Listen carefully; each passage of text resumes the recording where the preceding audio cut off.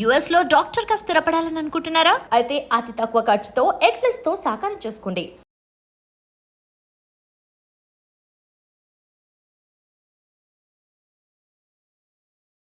गजाननाय पूर्णाय साङ्ख्यरूपमयाय ते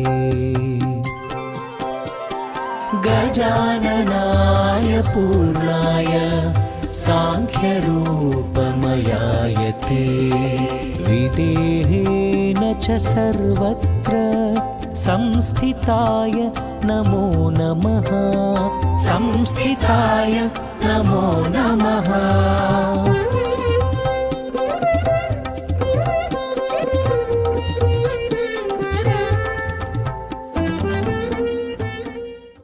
నమస్కారం, welcome to I dream ధర్మ మార్గం కార్యక్రమానికి స్వాగతం.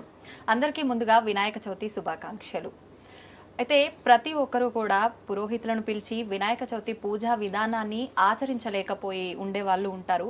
వారందరూ కూడా ఇప్పుడు మేము ఏదైతే చేయబోతున్నామో ఈ వీడియో చూసి మీరందరూ పూజ ఎండింగ్ వరకు కూడా ప్రశాంతంగా ఎటువంటి సందేహం లేకుండా చేసుకునే విధానాన్ని అయితే ఇప్పుడు మేము గురుగారితో కలిసి చేయబోతున్నాము. మనకు భాద్రపద మాసం మొదలైందంటే మామూలుగా ఉండదు నవరాత్రుల సందడి అనేది. నిజంగా కొంతమందికి సందేహం ఉంటుంది, నవరాత్రులు అనంటే 9 రాత్రులుగా కౌంట్ చేయాలా, డేస్గా కౌంట్ చేయాలా, ఎలా అని చెప్పి ఇంట్లో పెట్టే వాళ్ళకు కూడా రకరకాల సందేహాలు ఉంటాయి. ఎన్ని రోజులు ఉంచాలి, 1 రోజా 3 రోజుల, ఇలా రకరకాలుగా ఇలాంటి సందేహాలన్నింటినీ కూడా ఇప్పుడు గురుగారితో మాట్లాడి తెలుసుకుందాం. ఈ పూజా విధానాన్ని కూడా సింపుల్గా ఎలా చేసుకోవచ్చో చేసి చూపిద్దాం. నమస్కారం గురుగారు. శ్రీమాత్రే నమః. శ్రీ గురుభ్యో నమః. గురుగారు, మనకు భాద్రపద మాసం మొదలైపోయింది. వినాయక నవరాత్రుల పూజలు ప్రారంభమయ్యాయంటే ఈ 9 రోజులు కూడా మామూలు హడావిడి ఉత్సవంలా జరుపుకుంటాం మనందరం కూడా. అయితే ముఖ్యంగా చాలా మంది పురోహితులను పిలిచి చేసుకోలేని స్థితిలో ఉంటారు. వీలవ్వదు కూడా అన్ని చోట్ల పురోహితులు వెళ్ళాలంటే. మనం చేసే ఈ పూజా విధానం వాళ్ళు ఇంట్లో ఈ ఒక్క వీడియో పెట్టుకుంటే కంప్లీట్ పూజ ఎటువంటి సందేహం లేకుండా చేసుకునేటట్టుగా ఉండాలి. తప్పనిసరిగా అమ్మ, ఈ వీడియో చూసే వాళ్ళ అదృష్టం. అలాగే వినాయకుడి పూజ భాద్రపద శుద్ధ చవితి, వినాయక చవితి రోజున ఏ విధంగా చేసుకోవాలి అనేది సంపూర్ణంగా మనం చేసి చూపిద్దాం తప్పనిసరిగా. ఈ వీడియో చూసి అందరూ ఇంట్లో చక్కగా ఏ రకమైనటువంటి అనుమానాలు లేకుండా చక్కగా పూజ చేసుకోవచ్చు. అమ్మా స్టార్ట్ చేద్దామా గురుగారు మరి?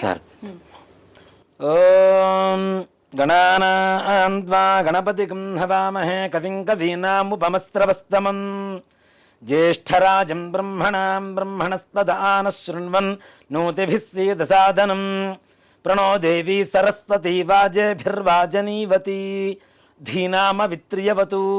గురుబ్రహ్మా గురుర్విష్ణుః గురుర్దేవో మహేశ్వరः గురుః సాక్షాత్ పరబ్రహ్మ తస్మై శ్రీ గురవే నమః. శ్రీ గురుభ్యో నమః. హరి ఓం.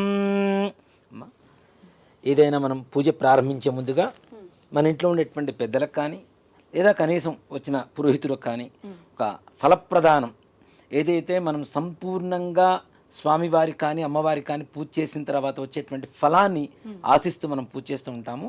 దానికి ముందుగా వచ్చినటువంటి పెద్దలకి తప్పనిసరిగా ఫలప్రదానం అనేటువంటి ఫలాన్ని దానం చేసి ఆ తదుపరి పూజా కార్యక్రమం ప్రారంభించడం అనేది మన ఇది. అంటే దీంట్లో కూడాను గొప్ప నీతి ఏంటంటే ఇంట్లో ఉండేటువంటి ప్రతి ఒక్కరిని కూడా గౌరవించిన తర్వాతనే భగవంతుడు అని చెప్పడం. ఇంట్లో ఉన్న తల్లిదండ్రులే మొట్టమొదటిగా మనకు దైవాలు, ఆ తదుపరే నిజమైనటువంటి మనం అనుకుంటున్నటువంటి గణపతి కావచ్చు, అమ్మవారు కావచ్చు, సత్యనారాయణ స్వామి వారు కావచ్చు, ఎవరైనా సరే. కాబట్టి ఇంట్లో ఉన్న పెద్దలకి తాంబూలం ఇవ్వాలి.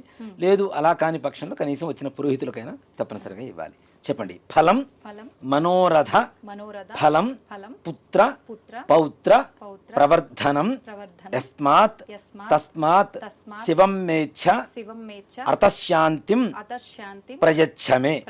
ఈ ఫలప్రదానంలో కూడా ఇంత గొప్ప నీతి ఉందో చూడండి. ఫలం మనోరథ ఫలం, నా మనోరథాన్ని మీకు ఫలంగా ఇస్తున్నాను అని చెప్పడం. పుత్ర పౌత్ర ప్రవర్ధనం, పుత్రులు పౌత్రులు వంశాభివృద్ధి కలగాలి ఈ యొక్క ఫలప్రదానంతో అని చెప్పి సంకల్పం అన్నమాట. ఈ మంత్రం చెప్తూ ఇవ్వాలి. లేదు మీరు అవకాశం మంత్రం చెప్పుకునేటువంటి అవకాశం లేకపోతే కనీసం ఫలప్రదానం ఎవరికైనా ఇచ్చేసైనా సరే ఇంట్లో పెద్దలకి పూజ ప్రారంభించవచ్చు. ఇప్పుడు మీరు తీసుకోండి. ఫలప్రదానం తుభ్యమహం సంప్రదతే అన్న మమ కల్పోక్త ప్రకారేణ ఫలప్రదాన సంపూర్ణ సకల ఫలావాప్తిరస్తు. అక్షతలు తీసుకొని గణపతి ముందుగా హరిద్ర గణపతి అంటాం, పసుపుతో గణపతిని చేస్తాం. అక్కడ మనకి సంవత్సరానికి ఒకసారి వచ్చేటువంటి వినాయక చవితికి చేసేటువంటి వినాయకుడి పూజ ఏమిటి? వర్షే వర్షే ప్రయుక్త వరసిద్ధి వినాయక స్వామి వారు ఆయనకి పూజ చేయాలన్నా ముందు హరిద్ర గణపతికి తప్పనిసరిగా మహాగణపతికి పూజ చేయాలి. అంటే సాక్షాత్ పరమేశ్వరుడు ఏదన్నా యాగం చేయాలని సంకల్పించినా ఆయన కుమారుడే కదా అని చెప్పి పక్కన పెట్టకూడదు. ఆయనైనా సరే తప్పనిసరిగా విఘ్నేశ్వరుడికి పూజ చేయాలి. కాబట్టి మనం చేసేది వరసిద్ధి వినాయక స్వామి వారికి. కాబట్టి విఘ్నాలన్నీ తొలగడం కోసం మహాగణాధిపతికి తప్పనిసరిగా పూజ చేయాలి.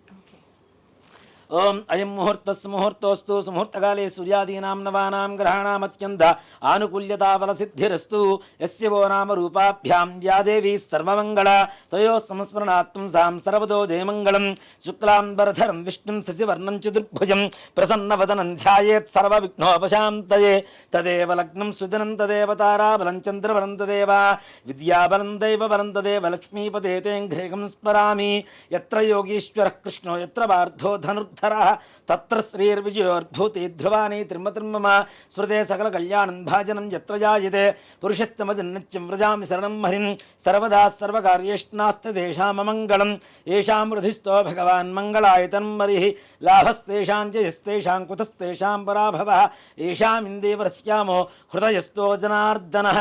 అక్షతలు తీసుకొని కొద్ది కొద్దిగా గణపతి దగ్గర వేస్తుండండి. ఆపదామహర్తారం దాతారం సర్వసంపదాం లోకాభిరామం శ్రీరామం భూజో భూజో నమామ్యహం సర్వమంగళమాంగళ్యే శివే సర్వార్థసాధకే శరణ్యే త్రయంబకే దేవి నారాయణి నమోస్తుతే.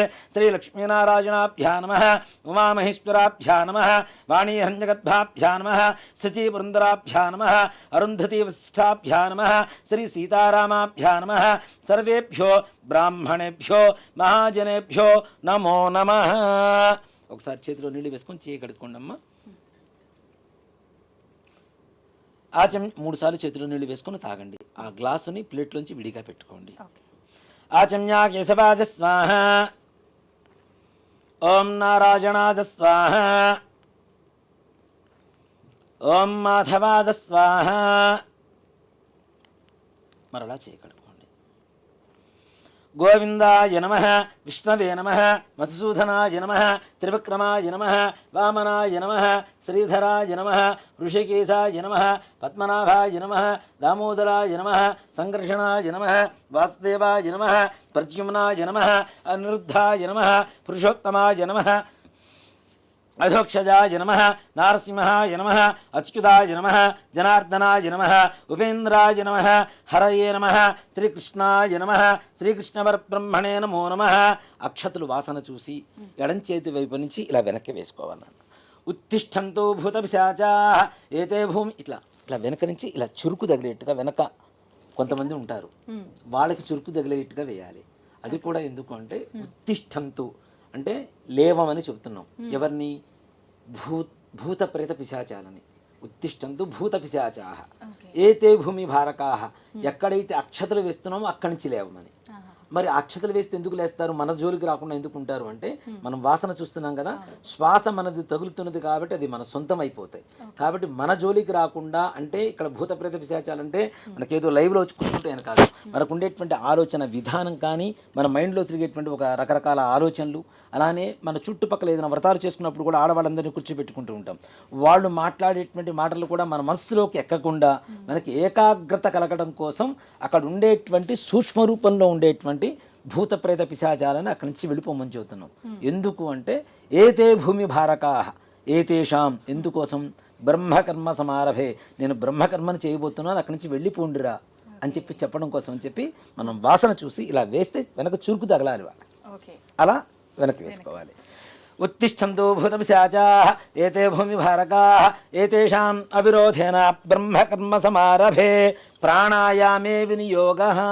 ప్రాణాయామం అంటే చాలామంది కూడాను ఇలా ముక్కు పట్టుకొని కూర్చుంటారు. అలా కాదు, ఒకవైపు గాలి పీల్చి రెండో వైపు ముక్కులోంచి ఎంతసేపు అయితే పైకి గాలి పీలుస్తున్నామో దానికి రెట్టింపు సమయం అంటే డబల్ టైం కిందకి రెండో ముక్కులోంచి కిందకు వదలాలి. అలా 3 సార్లు చేయాలి. ఒకసారి ఒక ముక్కులోంచి పైకి పీల్చాలి, ఇంకోసారి ఇంకో ముక్కులోంచి పీల్చాలి. అలా చేస్తే ప్రాణాయామం చేయడం ద్వారా మనకు ఉండేటువంటి జ్ఞానేంద్రియాలు పంచేంద్రియాలు కూడా ముందుగా శుద్ధి కలుగుతాయి. దానికోసమని ప్రాణాయామం చేస్తారు. అందుకనే చూడండి, పొద్దున్నే ప్రాణాయామం చేసేటువంటి వారికి ఏకాగ్రత ఎక్కువగా ఉంటుంది. చాలా ప్రశాంతంగా ఉంటారు వారు.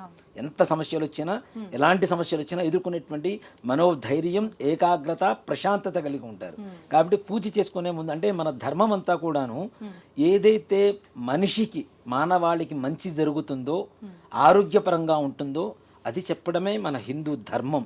మన హిందూ ధర్మం, హిందూ మతం అనుకుంటున్నాం. మతం కాదు, ధర్మం కూడా కాదు. ఒక మాట చెప్పాలంటే ఒక జీవన విధానం. ఒక మనిషి సంపూర్ణంగా ఆరోగ్యవంతులుగా ఉండడం కోసం కొన్ని ప్రక్రియల్ని పూజల్లో జొప్పించి మరీ పెట్టారు. వాటి మన ఫలితం ఏమిటి? కేవలం మనం ఆరోగ్యంగా, ప్రశాంతంగా, మానసికంగా అన్ని రకాలుగా ధైర్యంగా, దృఢంగా ఉండడం కోసం చేసేటువంటి ప్రక్రియలు. కాబట్టి ప్రాణాయామం తప్పనిసరిగా ఇలా ఫింగర్ ఏదైనా ఈ రెండు వెళ్ళి పెట్టాలి. ఇటు పెట్టేసి పైకి పీల్చి ఈ ముక్కుతో ఇట్లా కిందకి, మరలా ఈ ముక్కుతో పీల్చాలి, ఈ ముక్కుతో కింద వదిలిపెట్టాలి. అలా 3 సార్లు చేస్తే ప్రాణాయామం శుద్ధి జరుగుతుంది. అలా ప్రాణాయామం చేసిన తర్వాత ఓం భూ ఓం భువః ఓం శుభః ఓం మహః ఓం జనః ఓం తపః ఓం సత్యం ఓం తత్సవితుర్వరేణ్యం భర్గో దేవస్య ధీమహి ధియో యో నః ప్రచోదయాత్ ఓమాపో జ్యోతిరసమృతం బ్రహ్మ భూర్భువస్సువరోం. యజమాన్యస్య అక్షతులు చేతిలోకి తీసుకున్నమ్మా, మమ అనుకోండి. ఉపాత్తాతృతక్షయ ద్వారా శ్రీ పరమేశ్వరముద్దిశ్య శ్రీ పరమేశ్వర ప్రీత్యర్థం శుభాభ్యాం శుభే శోభనే ముహూర్తే శ్రీ మహావిష్ణోరాజ్ఞేయ ప్రవర్తమానస్య అద్య బ్రహ్మణః ద్వితీయపరార్థే శ్వేతవరాహకల్పే వైవస్వతమన్వంతరే కలియుగే ప్రథమపాదే జంబూద్వీపే భరతవర్షే భరతఖండే మేరోః దక్షిణదిగ్భాగే శ్రీశైలస్య వాయువ్య ప్రదేశే కృష్ణా గోదావరియోర్మధ్యప్రదేశే సమస్తదేవతా బ్రాహ్మణ హరిహర గురుచరణ సన్నిధౌ అస్మిన్ వర్తమానేన వ్యవహారిక చాంద్రమానేన స్వస్య శ్రీ క్రోధినామ సంవత్సరే దక్షిణాయనే వర్ష ఋతు భాద్రపద మాసే శుక్లపక్షే చతుర్థ్యాయాం వాసరః వాసరస్తు స్థిరవాసరయుక్తాయాం శుభనక్షత్రే శుభయోగే శుభకరణ ఏవం గుణ విశేషణ విశిష్టాయాం శుభతిథౌ శ్రీమాన్ శ్రీమతః గోత్రం రాజనాల గోత్ర రాజేశ్వరరెడ్డి నామధేయః ధర్మపత్న్యాః విజితా నామదేవత్యాః సహ కుటుంబానాం చెప్పండమ్మా మమ అస్మాకం సహ కుటుంబానాం క్షేమ స్థైర్య ధైర్య విజయ అభయ ఆయుః ఆరోగ్య ఐశ్వర్య అభివృద్ధి సిద్ధ్యర్థం ధర్మార్థ కామ్యమోక్ష చతుర్విధ ఫల పురుషార్థ సిద్ధ్యర్థం ఇహలోకే ఇంద్ర సమాన మహదైశ్వర్య భావపూర్వక సాగ్ర శతవరుష సుఖేన జీవన సిద్ధ్యర్థం మమ సంకల్పిత సమస్త కార్యేషు సమస్త కాలేషు సమస్త వ్యవహారేషు సర్వత్ర నిర్విఘ్నత సిద్ధి ద్వారా సర్వత్ర దిగ్విజయత ప్రాప్తి సిద్ధ్యర్థం వర్షే ప్రయుక్త శ్రీ వరసిద్ధి వినాయక స్వామి దేవత పరిపూర్ణ అనుగ్రహ ప్రసాద సిద్ధ్యర్థం వర్షే ప్రయుక్త శ్రీ వరసిద్ధి వినాయక స్వామి దేవత వ్రత ఆక్ష్యం కర్మ కరిష్యే ఆదౌ నిర్విఘ్నేన పరిసమ అవాప్త్యర్థం శ్రీ మహాగణాధిపతి దేవత పూజాంచ కరిష్యే. చేతిలో నీళ్లు వేసుకొని నీళ్లు అక్షతలు ప్లేట్లు వదిలిపెట్టేసేయండి అమ్మా. ఇప్పుడు దీపారాధన వెలిగించండి. గురుగారు, దీపారాధన అంటే నాకు ఒక చిన్న డౌట్ వచ్చింది. అగ్గిపుల్లతో డైరెక్ట్ దీపారాధన చేయరాదు, అగరబత్తికి వెలిగించి అంటారు కదా, అసలు నిజమేనా? మనకి హారతి ఇచ్చేటువంటి ఏకహారతి ఉంటుంది కదా, ఇలా అన్నమాట. ఏకహారతిలో ఇలా ఒత్తి ఒకటి వేసుకొని ఈ ఒత్తిని వెలిగించి దీంతో దీపారాధన చేయడం అనేది ఉత్తమమైనటువంటి మార్గం. ఓకే. ఇలా కాని పక్షంలో కనీసం అగరబత్తితో అయినా వెలిగించాలి. ఇవన్నీ కృత్రిమంగా తయారయ్యేటువంటి అగ్నే కదా, కాబట్టి అలా కాకుండా ఏదైనా ప్రకృతి ధర్మంగా ఉండేటువంటి వాటితో వెలిగించడం అనేది ఉత్తమం. ఓకే. దీన్ని మోహిని దీపం అంటారు. మోహిని దీపం అంటారు. కాబట్టి దీనితో వెలిగించడం అనేది మంచిది. ఓకే. దానివల్ల ఇలాంటి దీపారాధన చేయడం వల్ల సకల ఆకర్షణ యోగం కూడా కలుగుతుందని చెప్పి శాస్త్రాలు చెప్తాం. కాబట్టి మోహిని అంటే మోహనం, మోహించడం అంటే ఆకర్షణ కదా, కాబట్టి మోహిని దీపం అంటారు. కాబట్టి అలా దీపారాధన చేయడం అనేది ఉత్తమం. ఇలా ఏకహారతి పెట్టుకున్నప్పుడు కూడా ఏకహారతి కూడా కొద్ది గంధం పెట్టి కుంకుమ బొట్టు పెట్టి వెలిగించి వాటితో దీపారాధన వెలిగించడం అనేది ఉత్తమమైనటువంటి మార్గం. అయితే గురుగారు, ఇప్పుడు ఇట్లా ప్రత్యేకమైన పూజలు అప్పుడైనా నిత్య దీపారాధన కూడా అలా వెలిగించవచ్చు? ప్రతినిత్యం కూడా తప్పనిసరిగా ఇలానే దీపం వెలిగించాలి. ఓకే. ఇప్పుడు బొట్టు పెట్టేమంటారా? గజాననాయ పూర్ణాయ సాంఖ్యరూపమయాయతే గజాననాయ పూర్ణాయ సాంఖ్యరూపమయాయతే విదేహేన చ సర్వత్ర సంస్థితాయ. ఓం ఉద్దీప్యస్వజాతవేదో భగ్ననృతిం మమ పశుగుహ్యమహ్యమావహ జీవనంచ దిశో దిశ. దీపారాధనలో కూడాను చాలా మంది ఎటుపడితే అటు ముందు వెలిగిస్తుంటారు. కాబట్టి మొట్టమొదటిగా దక్షిణం వైపు ఉండేటువంటి దీపారాధన వెలిగించి తర్వాత ఉత్తర సమాప్తిగా ఇటువైపు వెలిగించుకోవాలి. ఓం ఉద్దీప్యస్వజాతవేదో భగ్నం నృతం మమ పశుగుహ్యమహ్యమావహ జీవనంచ దిశో దిశ. సాధ్యం త్రివృత్య సంయుక్తం వహ్నినా యోచితం ప్రియం గృహాణ మంగళం దీపం త్రైలోక్యం దివిరాపః భక్త్యా దీపం ప్రజిత్యామి దేవాయ పరమాత్మనే త్రాహి మాన్నర్గాత్ ఘోర దివ్య జ్యోతిర్నమోస్తుతే. దీపరాజాయ విద్మహే స్వప్రకాశాయ ధీమహి తన్నో జ్యోతి ప్రచోదయాతు. దీపమూలే గంధపుష్ప అక్షతైః రభ్యత్యా.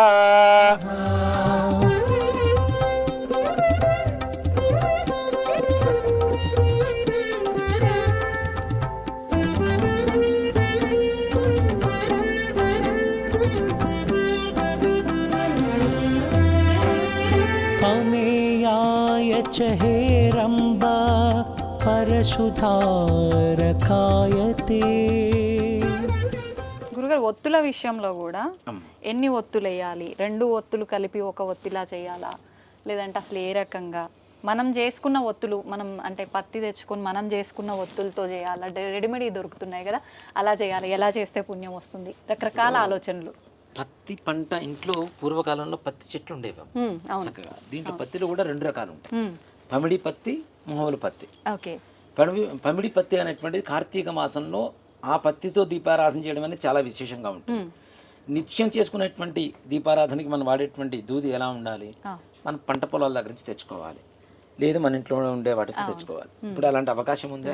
లేదు. కాబట్టి కనీసం కృత్రిమంగా దొరుకుతున్నటువంటి వాటితో అయినా సరే మనం సర్దుబాటు చేసుకోవచ్చు. కనీసం అంటే 2 ఒత్తులు వేసి చేయాలి. అది కూడాను ఒక్కొక్క జ్యోతిలో 3 ఒత్తులు ఉండాలి. 3 ఒత్తులు అంటే ఇప్పుడు దీంట్లో 3 సాధ్యం త్రివర్తి సంయుక్తం. శ్లోకంలోనే మనకి స్పష్టంగా చెప్తున్నారు ఎలా దీపారాధన చేయాలి అనేటువంటిది. 3 అంటే 3, 3 అంటే ఇంగ్లీష్ కాదు, త్రీణి అనేటువంటిది సంస్కృత పదం. త్రీణి అనేటువంటిది వర్తి, ఒత్తులు 3 ఒత్తులు వేసి దీపారాధన చేయమని శాస్త్రం చెబుతుంది. దాని ద్వారా ఇంట్లో ఉండేటువంటి సకల చీకటి ఏదైతే ఉందో ఆ వెలుగు ద్వారా వెళ్ళిపోమని, వెలుగు రావాలి, చీకటి మొత్తం వెళ్ళిపోవాలి అనేటువంటి దాంతో సాధ్యం త్రివృత్త సంయుక్తం వహ్నినా యోజితం ప్రియం గృహాణ మంగళం దీపం త్రైలోక్యం దివిరాపః. 3 లోకాలలో దీపారాధన చేస్తే ఎలాంటి పుణ్యం వస్తుందో ముల్లోకాలలో అలాంటి ఫలితం ఈ యొక్క దీపారాధన వల్ల నాకు రావాలి అని చెప్పేదే ఈ యొక్క శాస్త్ర పరమార్థం మంత్రానికి. కాబట్టి ఈ విధంగా దీపారాధన చేసుకోవడం మంచిది. అయితే గురుగారు, అసలు ఎందుకు దీపం వెలిగిస్తాం? సరే, దీపం ఎందుకు వెలిగించాలి? మొట్టమొదటిగా చెప్పాలి అంటే పూర్వకాలంలో దీపారాధన చేయటం అనేటువంటిది దేవతలకి అంటే చీకట్లో ఏ పని చేయకూడదు. మొట్టమొదటిగా ఓకే. మనం అన్నం తినటం, వంట చేయటం. అన్నం తినేటప్పుడు కూడా చీకటిగా ఉంటే ఏం తింటున్నామో తెలియదు. తెలీదు. వంట చేసేటప్పుడు చీకటిగా ఉంటే ఎంత ఉప్పు వేస్తున్నామో తెలియదు, ఎంత పప్పు వేస్తున్నామో తెలియదు. అవును, అవును. అలాగే దేవతలకి పూజ చేసేటప్పుడు ఎంత జాగ్రత్తగా ఉండాలి. దేవతలకి ఇప్పుడు బొట్టు పెట్టేటప్పుడు మనం నుదుటిన బొట్టు పెడుతున్నామా దేవతలకి, లేదంటే తొండానికి పెడుతున్నామా, ఎక్కడ పెడుతున్నామో కూడా తెలియని దీంట్లో ఉంటాం. దాంతోపాటు వెలుగును పంచుతూ ఉంటుంది. ముఖ్యంగా దీపారాధన నువ్వుల నూనెతో చేస్తే ఒక రకమైనటువంటి ప్రయోజనం, ఆవు నెయ్యితో చేస్తే ఇంకో రకమైనటువంటి ప్రయోజనం ఉంటుంది. ఈ నువ్వుల నూనెతో దీపారాధన చేయడం ద్వారా దీంట్లో ఉండేటువంటి ఒక సైన్స్ ఏంటంటే, చలికాలం పొద్దునే దీపారాధన చేయమని చెబుతాం, సంధ్యా దీపం పెట్టమని చెబుతాం. 2 కాలాల్లో కూడాను చల్లగా ఉండేటువంటి వాతావరణం ఉంటుంది. మన శరీరం అంతా కూడా చల్లగా తయారైపోతుంది, బాడీ మొత్తం కూడా. అవునా? నువ్వుల నూనె బాడీలో ఓవర్ హీటింగ్ జనరేట్ చేస్తూ ఉంటుంది. దాని ద్వారా దీపారాధన చేయడం ద్వారా మనకు కావాల్సినటువంటి ఉష్ణాన్ని మన శరీరానికి అందిస్తుంది. సమశీతోష్ణాలు అంటే ఉష్ణం, వేడి, చల్లదం రెండింటినీ ఈక్వల్ చేస్తుంది. అలాగే శాస్త్రం ప్రకారం తీసుకుంటే నువ్వుల నూనెతో చేసినటువంటి దీపారాధన ఒత్తి ద్వారా వచ్చేటువంటి పొగ ఏదైతే ఉంటుందో, యమధర్మరాజు ప్రాణం తీసుకెళ్ళడానికి వచ్చినటువంటి యమధర్మరాజు కూడా ఆ నువ్వుల నూనెతో ఒత్తి ద్వారా వచ్చేటువంటి పొగను పీల్చి ప్రాణం తీసుకున్నంత ఆనందపడి అక్కడి నుంచి వెళ్ళిపోతాడు. మృత్యుదోష నివారణ కలుగుతుంది. కాబట్టి దీపారాధన ఎందుకు చేయాలంటే అసలు దీనికోసమే, వెలుగు కోసం, మన ఆరోగ్యం కోసం, అలాగే భగవంతుడికి ప్రీతికరంగా ఉండడం కోసం. మనకు ఉండేటువంటి మృత్యు దోషాలు దీంట్లో చూడండి, నువ్వుల నూనె శనికి వాడతాం మృత్యు దోషాలు పోవడానికి, పత్తి శనికి వాడతాం, అది కూడా మృత్యు దోషాలు పోవడానికి. అంటే చెప్తున్నా కదా, మన ధర్మం అనేది సర్వసాధారణమైనటువంటి ధర్మం అయితే కాదు. ఆ విధానం అనేది ఎంతో లోతుగా వెళ్ళి ఆలోచిస్తే, వాటి గురించి తెలుసుకుంటే ఎవరు దీపారాధన చేయకుండా ఉండరు ఇంట్లో. అవును, తెలియాలి అసలు దాని వెనకాల కాన్సెప్ట్ ఏంది, ఆంతర్యం ఏంటి అని. ఒకటి మనం 1 కోటి దీపాలు పెడతాం, అంతే, 1,00,000 దీపాలు పెడుతున్నాం. దీపాలు పెట్టంగానే సరికాదు, వాటికి ఉండేటువంటి ప్రాముఖ్యత ఏంటి అనేది తెలుసుకుంటే. సాధారణంగా ప్రతి ఒక్కరు కూడా పూజ చేస్తే, నిత్యం దీపారాధన చేస్తే పాజిటివ్ గా ఉంటుంది చాలా అని అనుకుంటారు, కానీ హెల్త్ కి అన్నిటికీ సంబంధం ఉంది. ఇప్పుడు చీకటిగా ఉంది నాన్న, ఒక గదిలో లైట్ వేస్తే వెలుతురు వస్తుంది. అలాగే ఇక్కడ దేవుడి దగ్గర దీపం పెడుతున్నాం కదా, మన జీవితంలోకి వెలుగు రావడం కోసం పెడుతున్నాం. మనం అన్ని దేవుడి కోసం చేస్తున్నామని మనం చెబుతాం. దేవుడికి చేసేటువంటి ప్రతి ఒక్కటి మన కోసం మనం చేసుకునేటువంటి పూజ. ఆయనకి చేస్తున్నాము అంటే మనకు చేసుకుంటున్నాం అంతే.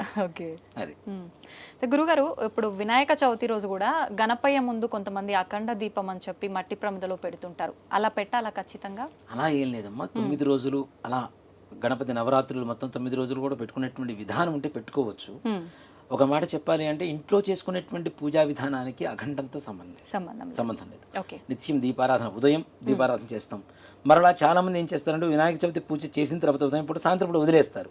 మరలా సంధ్యా సమయంలో కూడా ఆయనకి దీపారాధన పెట్టవలసిందే తప్పనిసరిగా. మరుసటి రోజు పొద్దునే విసర్జన చేస్తాం కదా, తీసుకెళ్ళి నిమజ్జనం చేయడానికి తీసుకెళ్తాం కదా. ఈ నిమజ్జనం చేయడానికి ముందు కూడా తప్పనిసరిగా దీపారాధన చేసి, అవసర నైవేద్యం ఏదైనా పంచదార కావచ్చు, బెల్లం కావచ్చు, పండు కావచ్చు, ఫలం కావచ్చు, ఏదైనా నివేదన పెట్టిన తరువాతనే అక్కడి నుంచి స్వామి వారిని యథాస్థానం చెప్పి మనం నిమజ్జనం చేయడానికి తీసుకెళ్ళాలి తప్పనిసరిగా. నెక్స్ట్ పూజా విధానం తప్పనిసరిగా. దీపరాజాయ విద్మహే స్వప్రకాశాయ ధీమహి తన్నో జ్యోతి ప్రచోదయాదు. దీపమూలే గంధపుష్ప అక్షతైరభ్యత్య. మనం ముందుగానే దీపారాధనకి బొట్టు పెట్టాం కాబట్టి ఎవరైనా అవకాశం ఉన్నవాళ్ళు ముందుగా పెట్టుకోవచ్చు. లేదు కనీసం దీపారాధన చేసిన తర్వాత అయినా సరే కుంకుమ గంధం తప్పనిసరిగా దీపారాధన 3 చోట్ల బొట్టు పెట్టడం అనేది సంప్రదాయంగా చేయాలి అమ్మా. తదంగా కలశారాధనం కరిష్యే. ఈ 2వ చెంబు ఒకటి తీసుకోవాలి. ఇందాక మనం ఆచమనం చేసినటువంటి పంచపాత్ర ఏదైతే ఉందో అది ఎంగిలిపోయింది కదా, మనం నీళ్లు తీసుకొని తాగేసాం కదా, కాబట్టి అవి ఎంగిలిపోయింది. దేవుడికి చేసేటువంటి పూజలో వాడేటువంటి నీళ్లు ఎలా ఉండాలంటే, వేరే కలశంలో ఒక చెంబులో కానీ గ్లాసులో కానీ తప్పనిసరిగా నీళ్లు తీసుకొని దానికి చుట్టూ గంధం పూసి కుంకుమతో బొట్టు పెట్టండి. కలశస్థముఖే విష్ణు కంఠే రుద్రస్తమాశ్రితః మూలే తత్రశ్రుతో బ్రహ్మ మధ్యే మాతృగణాస్పృతాః కుక్షౌతు సాగరాः సర్వే సప్తద్వీపావసుంధర ఋగ్వేదోధ యజుర్వేదः సామవేదోహ్యధర్వణः అంగైః సహితాः సర్వే కలశాం సమాశ్రితాః. ఈ తమలపాకున్నాను ఇలా తీసుకొని ఇలా పోల్చి పట్టుకోవాలి. ఓకే. ఓం ఆ కలసే శుధావతి పవిత్రే పరిషిచ్యతే ఉక్తేర్యజ్ఞేషు వర్ధతే ఆపో వాయుదకం సర్వం విశ్వా భూతాన్యాప ప్రాణావాప ప్రతిభ ఆపోన్నమాపోమృతమాప సంప్రాడాపో విరాళాపస్పరాడాపశ్చిందాగుష్యాపో జ్యోతిగుష్యాపో యుజగుష్యాప సత్యమాప సర్వా దేవత ఆపో భూవస్తువరాపవో. తోను బాగుని ఆ చెంబులు వేసి చుట్టూ తిప్పుతూ ఉండండి. గంగేజమునే కృష్ణ గోదావరి సరస్వతి నర్మదే సింధు కావేరీ జలేస్మిన్ సన్నిధిం కురు కావేరీ తుంగభద్రా చ కృష్ణ విన్యాస గౌతమి భాగీరథీ చ విఖ్యాత పంచగంగా ప్రకీర్తితా.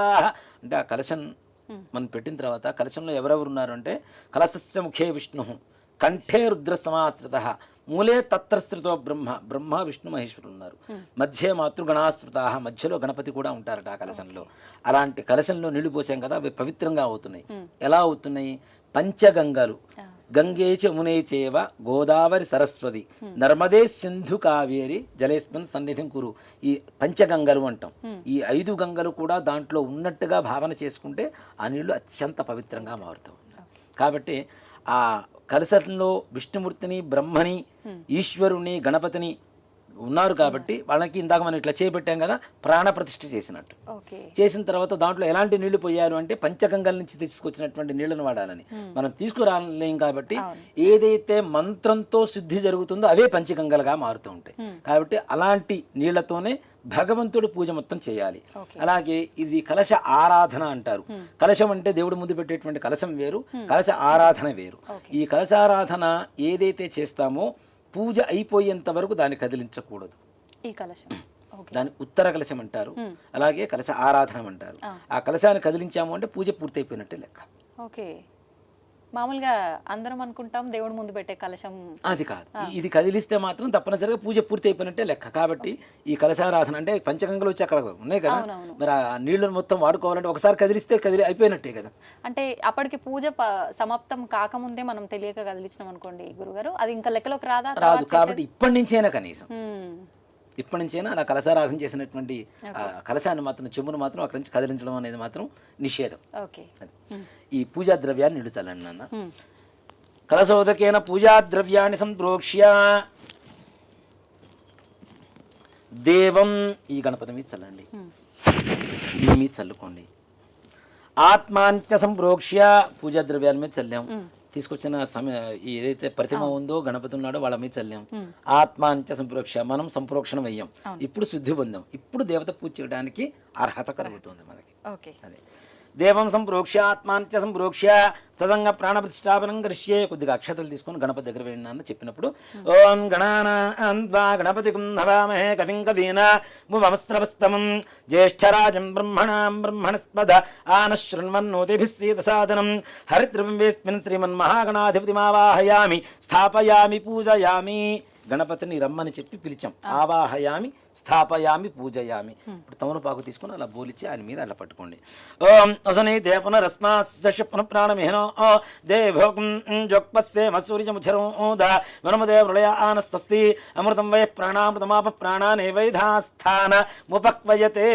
అక్షతలు తీసుకోండి, చెప్పండి. స్వామిన్ సర్వ జగన్నాథ యావత్ పూజ వసానకం తావత్వం ప్రీతి భావేన బింబేస్మిన్ సన్నిధిం కురు. అయ్యా వచ్చి కూర్చోవయ్యా అని చెప్పడం. అక్కడ అక్షరాలు వేయండి. స్థిరో భవ వరదో భవ సుముఖో భవ సుప్రసన్నో భవ స్థిరాసనం గురు. ధ్యానం. వచ్చిన గణపతికి నమస్కారం చేసుకోండి. ఓం శుక్లాంబరధరం విష్ణుం శశివర్ణం చతుర్భుజం ప్రసన్నవదనం ధ్యాయేత్ సర్వ విఘ్నోపశాంతయే. అక్షతలు తీసుకొని గణపతి దగ్గర వేయండి అమ్మ. శ్రీమన్మహాగణాధిపతయే నమః. ధ్యాయామి, ధ్యానం సమర్పయామి, ఆవాహయామి. మరలా కొద్దిగా అక్షతలు. ఆవాహయామి సువర్ణరత్న ఖచిత హేమ సింహాసనం సమర్పయామి. తమలపాకుతో నీళ్లు అలా చూపించేసి ఆ ప్లేట్లో 3 సార్లు వదిలిపెట్టాలి. పాదయో పాద్యం సమర్పయామి, హస్తయో అర్ఘ్యం సమర్పయామి, ముఖే ఆచమనీయం సమర్పయామి. గణపతి వచ్చాడు, ప్రార్థన చేశాం. ఆయనకి ఏం చేయాలి? హస్తయో అర్ఘ్యం చేతులు కడుక్కోవడానికి నీళ్లు, పాదయో పాద్యం కాళ్ళు కడుక్కోవడానికి నీళ్ళు ఇచ్చాం, ముఖే ఆచమనీయం తాగడానికి మంచినీళ్ళు ఇచ్చాం. మనం ఇంట్లో నిత్యం ఒక బంధువులు కానీ మనం కానీ చేసుకునేటువంటి ప్రక్రియలు ఏవైతే ఉన్నాయో ఉపచారాలన్నీ కూడాను వాటిని షోడశ ఉపచారాలు అంటారు. పొద్దున పుట్టినప్పటి నుంచి అంటే మనం పొద్దున లేచినప్పటి నుంచి పడుకునేంత వరకు చేసుకునేటువంటి 16 రకాల ఉపచారాలే భగవంతుడికి మంత్రంతో చేస్తాం కాబట్టి షోడశ ఉపచార పూజ అంటాం గణపతికి చేసేటువంటి దాన్ని కూడా. ఇప్పుడు ఈ రకంగా చెయ్యకపోతే ఆ పూజ లెక్కలోకి రాధా గురువు గారు ఇప్పుడు ఆచమనం ఇవన్నీ చేయకపోతే యద్భావం తద్భవతే.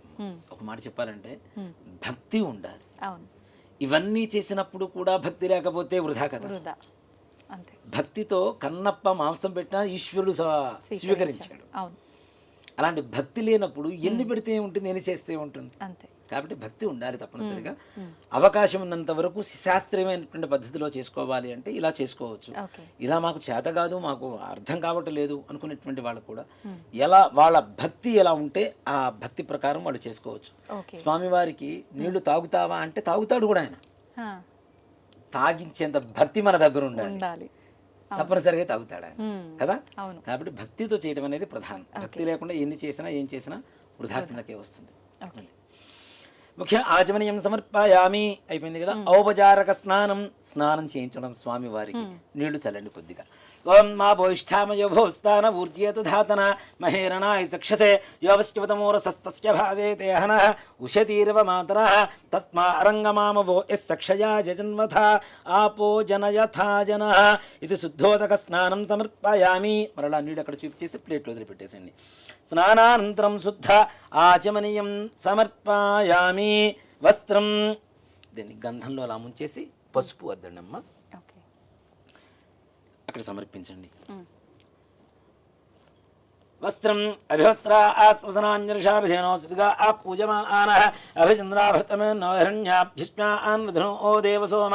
ఇది వస్త్రయుగ్మం సమర్పయామి. కుంకుమ. చాలామంది వస్త్రం అంటే ఇలానే అనుకుంటారు. ఇది వస్త్రం కాదు, ఇది యజ్ఞోపవీతం, ఉపవీతం అవుతుంది కాబట్టి అది వస్త్రం అవుతుంది. మనం వస్త్రాలు ఎలా వేసుకుంటాం కదా, అలానే అది వస్త్రం. ఇది ఉపవీతం అంటారు. యజ్ఞోపవీతం పరమం పవిత్రం ప్రజాపతేరేత్ సహజం పురస్తాదు ఆయుష్యమకిం మృతం చ శుభ్రం యజ్ఞోపవీతం బలమస్తు తేజః. శ్రీమన్మహాగణాధిపతయే నమః. ఇది యజ్ఞోపవీతం సమర్పయామి. ఒక పుష్పాన్ని తీసుకొని గంధంలో ముంచి వేసి ఆ గంధాన్ని స్వామి వారి దగ్గర ఆ పుష్పాన్ని అక్కడ పెట్టేసింది. కాడ ఉరిచి పూజ చేయాలి. ఓం గంధద్వారాందురాధర్షాం నిత్యమిష్టాంగరీషణీం ఈశ్వరీకం సర్వభూతానాం త్వామిహో భక్వయే స్త్రియం శ్రీగంధాన్ ధారయామి. మరలా పసుపులో అద్దేసి గంధంలో అద్దేసి పసుపు కుంకుమ అద్దండి. ఆజనేతే పరాజనే దుర్వా ఆరోహంతు పుష్పణీ హృదాశ్చ ముండరీకాణి సముద్రస్య గృహాయమే అలంకరణార్థం హరిద్రికాచూర్ణ కుంకుమ విలేపనాని సమర్పయామి. పుష్పై పూజయామి. ముఖ్యంగా గణపతికి పూజ చేసేటప్పుడు తెల్లటి పుష్పాలు ఏవి వాడకూడదు. ఒక తెల్ల జిల్లేడు, మరలా మల్లెపూలు వాడతాం కదా. అంటే వినాయక చవితి రోజున మాత్రమే మల్లెపూలు వాడాలి, కానీ మిగిలిన రోజుల్లో తెల్లటి పుష్పాలు ఏదైనా వాడాలి అంటే తెల్ల జిల్లేడు మాత్రమే వాడాలి. మిగిలినవన్నీ కూడా వేరే రంగు, పసుపు కానీ ఎరుపు కానీ ఇలాంటి వర్ణాలతో స్వామివారికి పూజ చేయడం అనేది విశేషం. ఇలా ఈ పుష్పాలు తీసుకొని పూజ చేస్తూ ఉండండి. ఓం సుముఖాయ నమః. ఓం ఏకదంతాయ నమః. ఓం కపిలాయ నమః. ఓం గజకర్ణకాయ నమః. ఓం లంబోదరాయ నమః. ఓం వికటాయ నమః. ఓం విఘ్ననాజాయ నమః. ఓం ధూమకేతవే నమః. ఓం గణాధిపాయ నమః. ఓం గణాధ్యక్షాయ నమః. ఓం గజాననాయ నమః. ఓం ఫాలచంద్రాయ నమః. ఓం వక్రతుండాయ నమః. ఓం శూర్పకర్ణాయ నమః. ఓం హేరంబాయ నమః. ఓం స్కందపూర్వజాయ నమః. ఓం సర్వసిద్ధిప్రదాయకాయ నమః. కుమారగురవే నమః. శ్రీమన్మహాగణాధిపతయే నమః. నానావిధ పరిమళపత్ర పుష్ప అక్షతాని సమర్పయామి. 2 అక్షతలు కూడా సమర్పించండి. ధూపం మ్యాచ్ బాక్స్ తీసుకోండి. ఓం వనస్పత్యుర్భవేర్దివ్యేర్నానాగంధే సుసంయుతం ఆగ్రేయస్సర్వదేవానాం ధూపోయం ప్రతిగృహ్యతాం. శ్రీమన్మహాగణాధిపతయే నమః. ధూపమాఘ్రాపయామి. సాధ్యం త్రివృత్తి సంయుక్తం వన్నినా యోచితం ప్రియం గృహాణమంగళం దీపం త్రైలోక్యం దివిరాప భక్త్యా దీపం ప్రేత్యామి దేవాయ పరమాత్మనే త్రాహి మాన్ నర్గాత్ ఘోర దివ్య జ్యోతిర్నమోస్తుతే. 2 అక్షతలు దీపారాధన దగ్గర వేసి నమస్కారం చేసుకోండి. శ్రీమన్మహాగణాధిపతయే నమః. సాక్షాత్ ప్రత్యక్ష దీపం దర్శయామి. ధూపదీపానంతరం కొద్దిగా నీళ్ళు అక్కడ చూపించేసి ప్లేట్ వదిలిపెట్టేసాను నన్ను తమలపాకు. ధూపదీపానంతరం శుద్ధ ఆచమనీయం సమర్పయామి. నైవేద్యం ఓం భూర్భువస్సువః. కొద్దిగా నీళ్లు చల్లనమ్మ ఈ అరటిపండు మీద. ఈ అరటిపండు లేదంటే బెల్లం పెట్టుకుంటే ఇంకా మంచిది. గణపతికి చాలా ప్రీతికరం కాబట్టి గణపతికి బెల్లం నివేదన, గుడ నివేదన అనేది చాలా ప్రీతికరం. ఏదైనా మనోభిష్టం నెరవేరాలి అంటే గణపతికి బెల్లం సమర్పిస్తే నెరవేరుతుందట. కాబట్టి బెల్లం నివేదన పెట్టవచ్చు. అలా దొరకని పక్షంలో ఏదైనా పండు కానీ ఫలం కానీ ఏదైనా సరే.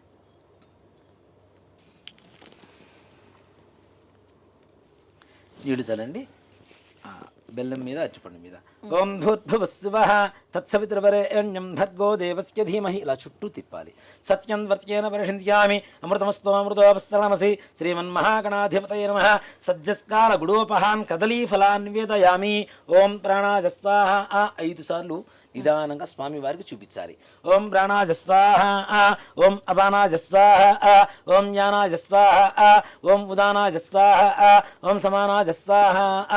పంచభూతాలు 5 కాబట్టి 5 సార్లు దేవుడికి నివేదన చేయడం ద్వారా వాళ్ళు ప్రత్యక్షంగా దైవాలు మన దగ్గరకు వచ్చి కూర్చొని తింటారు అని కాదు, వాళ్ళ దృష్టితో అంటే కళ్ళతో మాత్రమే నైవేద్యాన్ని ఆ ప్రసాదాన్ని స్వీకరిస్తారట. మనం పెట్టేటువంటి నివేదనని అది మనకు ప్రసాదంగా మారుతుంది. కాబట్టి పంచభూతాలు 5 కాబట్టి, ప్రాణాయామాలు 5 కాబట్టి 5 సార్లు స్వామివారికి నివేదన చూపించాలి. తదుపరి 6 సార్లు నీళ్లు ఇక్కడ చూపించేసి ప్లేట్లు వదిలిపెట్టాలి. మధ్యే మధ్యే ఉదకపానీయం సమర్పయామి. తిన్న తర్వాత మంచినీళ్ళు తాగుతాం కదా అది. మధ్యే మధ్యే ఉదకపానీయం సమర్పయామి. అమృతాభిధానమసి. ఇందాక నీళ్ళు ఇలా చుట్టూ తిప్పారు కదా, ఇప్పుడు ఇలా వెనక్కి తిప్పాలి. అక్కడ నివేదనకి అమృతమస్తు. మరలా నీళ్ళు చూపించేసి అక్కడ వదిలిపెట్టాలి. అమృతమస్తు. అమృతోపస్తరణమసి. హస్తౌ ప్రక్షాళయామి. చేయగడుకుంటాం కదా అలా. పాదౌ ప్రక్షాళయామి. తిన్న తర్వాత చేయగడుకుంటాం, కాళ్ళు కడుక్కుంటాం. అలానే పాదౌ ప్రక్షాళయామి. అన్ని తిన్న తర్వాత కొద్దిగా మంచినీళ్ళు తాగుతాం. శుద్ధ ఆచమనీయం సమర్పయామి. తాంబూలం. తిన్న తర్వాత ఏం చేస్తాం? తాంబూలం తింటాం కదా, ఇది కూడా అంతే. స్వామి వారికి ఇలా తాంబూలం పెట్టేసి అలా స్వామి వారికి చూపించేసి అటు పక్కన పెట్టేసేయండి. పూగీవలైస్తగర్పూరేర్నాగవల్లీధలేరుచితం ముక్తాచూర్ణ సమాయుక్తం తాంబూలం ప్రతిగృష్యతాం. తాంబూలం సమర్పయామి. తాంబూల ఆచరణానంతరం మరలా కొద్దిగా నీళ్ళు అక్కడ చూపించేసి వదిలిపెట్టాలి. తాంబూల ఆచరణానంతరం శుద్ధ ఆచమనీయం సమర్పయామి. కర్పూర ఆనందమంగళ నీరాజనం. తాంబూలం సమర్పయామి. తాంబూలాచరణానంతరం శుద్ధ ఆచమనీయం సమర్పయామి. కర్పూర ఆనందమంగళ నీరాజనం.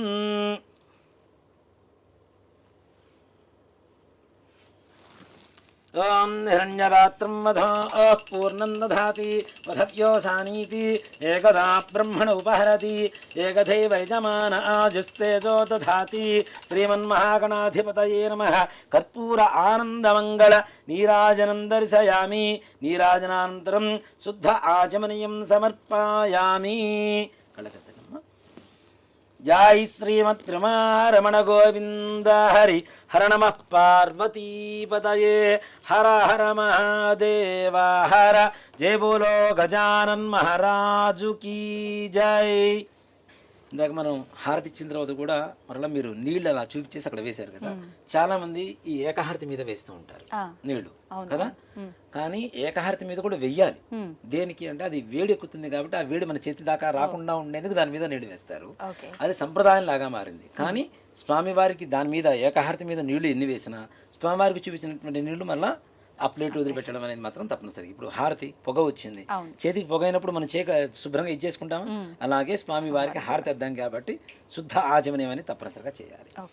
మంత్రపుష్పం సుమకస్తేక దంతశ్చ కవిలో గజకర్ణక లంబోదరస్య వికటో విఘ్నరాజో. అక్షతలు ఓం శముఖస్తేకదంతస్యాకపిలో గజకర్ణకః లంబోదర్స్య ఫుడో విఘ్నరాజోగణాధిపः ధూమకేతుర్గణాధ్యక్షపాల చంద్రోగజాననः వక్రతుండः శూర్పకర్ణో హేరంబస్కందపూర్వజः షోడశైతాని నామాని పఠేచ్చునియాదిభిः విద్యారంభే వివాహే చ ప్రవేశే నిర్గమే తదా సంగ్రామే సర్వకార్యేషు విఘ్నస్తస్య న జాయతే తత్పురుషాయ విద్మహే వక్రతుండాయ ధీమహి తన్నో దంతి ప్రచోదయాదు శ్రీమన్మహాగణాధిపతయే నమః పాదారవిందయోః దివ్య సువర్ణ మంత్ర పుష్పాంజనం సమర్పయామి. అక్షతలు తీసుకొని మనస్సులో ప్రదక్షిణ చేస్తున్నట్టుగా భావన చేసుకోవాలి. ఓకే. యాని గాని చ పాపాని జన్మాంతరకృతాని చ తాని తాని ప్రణస్తంతి ప్రదక్షిణం పదే పదే పాపోహం పాపకర్మాహం పాపాత్మా పాపసంభవః త్రాహి మాం కృపయా దేవా శరణాగతవత్సల అన్యథా శరణం నాస్తి త్వమేవ శరణం మమ తస్మాత్ కారుణ్యభావేన రక్ష రక్ష గణాధిప శ్రీమన్మహాగణాధిపతయే నమః. ఆత్మప్రదక్షిణ నమస్కారాన్ని సమర్పయామి. పునః పూజాంచ కరిష్యే. మరలా అక్షతలు తీసుకుని కొద్ది కొద్దిగా వేస్తూ ఉండండి. ఛత్రమాచ్ఛాదయామి, చామరం వీజయామి, నృత్యం దర్శయామి, గీతం శ్రావయామి, ఆందోళికానారోహయామి, గజానారోహయామి, అశ్వానారోహయామి, మూషికానారోహయామి, సమస్తరాజోపచార శక్త్యోపచార భక్త్యోపచార పూజాం సమర్పయామి. మరలా అక్షతలు తీసుకోండి మా చేతిలోకి. యస్మృత్యాచన ముఖ్యతమ పూయాక్రియాదిషు న్యూనం సంపూర్ణతాం యాతి సజ్జో వందేదముచ్యుతం. చెప్పండి. మంత్రహీనం క్రియాహీనం భక్తిహీనం గణాధిప యత్పూజితం మయాదేవ పరిపూర్ణం తదస్తుతే. అనేన ధ్యానావాహనాది షోడశ ఉపచార పూజయా చ అవసర నైవేద్యయా చ భగవాన్ సర్వాత్మకః సర్వం శ్రీ మహాగణాధిపతి దేవతాసు ప్రీతాసు ప్రసన్నా వరదా భవతు. చేతిలో నీళ్లు వేసుకొని నీళ్లు అక్షతలు ప్లేట్లు వదిలిపెట్టేశారు. ఇక్కడ భక్తులకి చేసుకునేటువంటి వాళ్ళందరికీ ఎంత ఎగ్జంక్షన్స్ ఇచ్చారు అంటే మంత్రహీనం క్రియాహీనం భక్తిహీనం ఇలాంటివి ఏదైనా లోపించి ఉన్నా క్షమించి నువ్వు ఇవ్వవలసినటువంటి పరిపూర్ణమైనటువంటి అనుగ్రహాన్ని ఇవ్వమని అని చెప్పి ఈ మంత్రానికి అర్థం అనమాట. ఓకే. ఇప్పుడు అక్షతలు తీసుకున్న వల్ల యజ్ఞేన యజ్ఞేంద్ర దేవాః తాని ధర్మాణి ప్రథమాన్యాసన్ తేహనాకం మహిమానస్త సంతే శ్రీమన్మహాగణాధిపతయే నమః. యథాస్థానం ప్రవేశయామి. శ్రీమన్మహాగణాధిపతి ప్రసాదం యజమాన్యస్య శిరసా గృహ్ణామి. శతమానం భవతి శతాయుః పురుషస్య తేంద్రియ ఆయుష్యేవేంద్రియే ప్రతిష్ఠతి. ఆ పుష్పాన్ని శిఖలో పెట్టుకోండి. చేయగలుగుతుంది. మరలా అక్షతలు తీసుకోండి.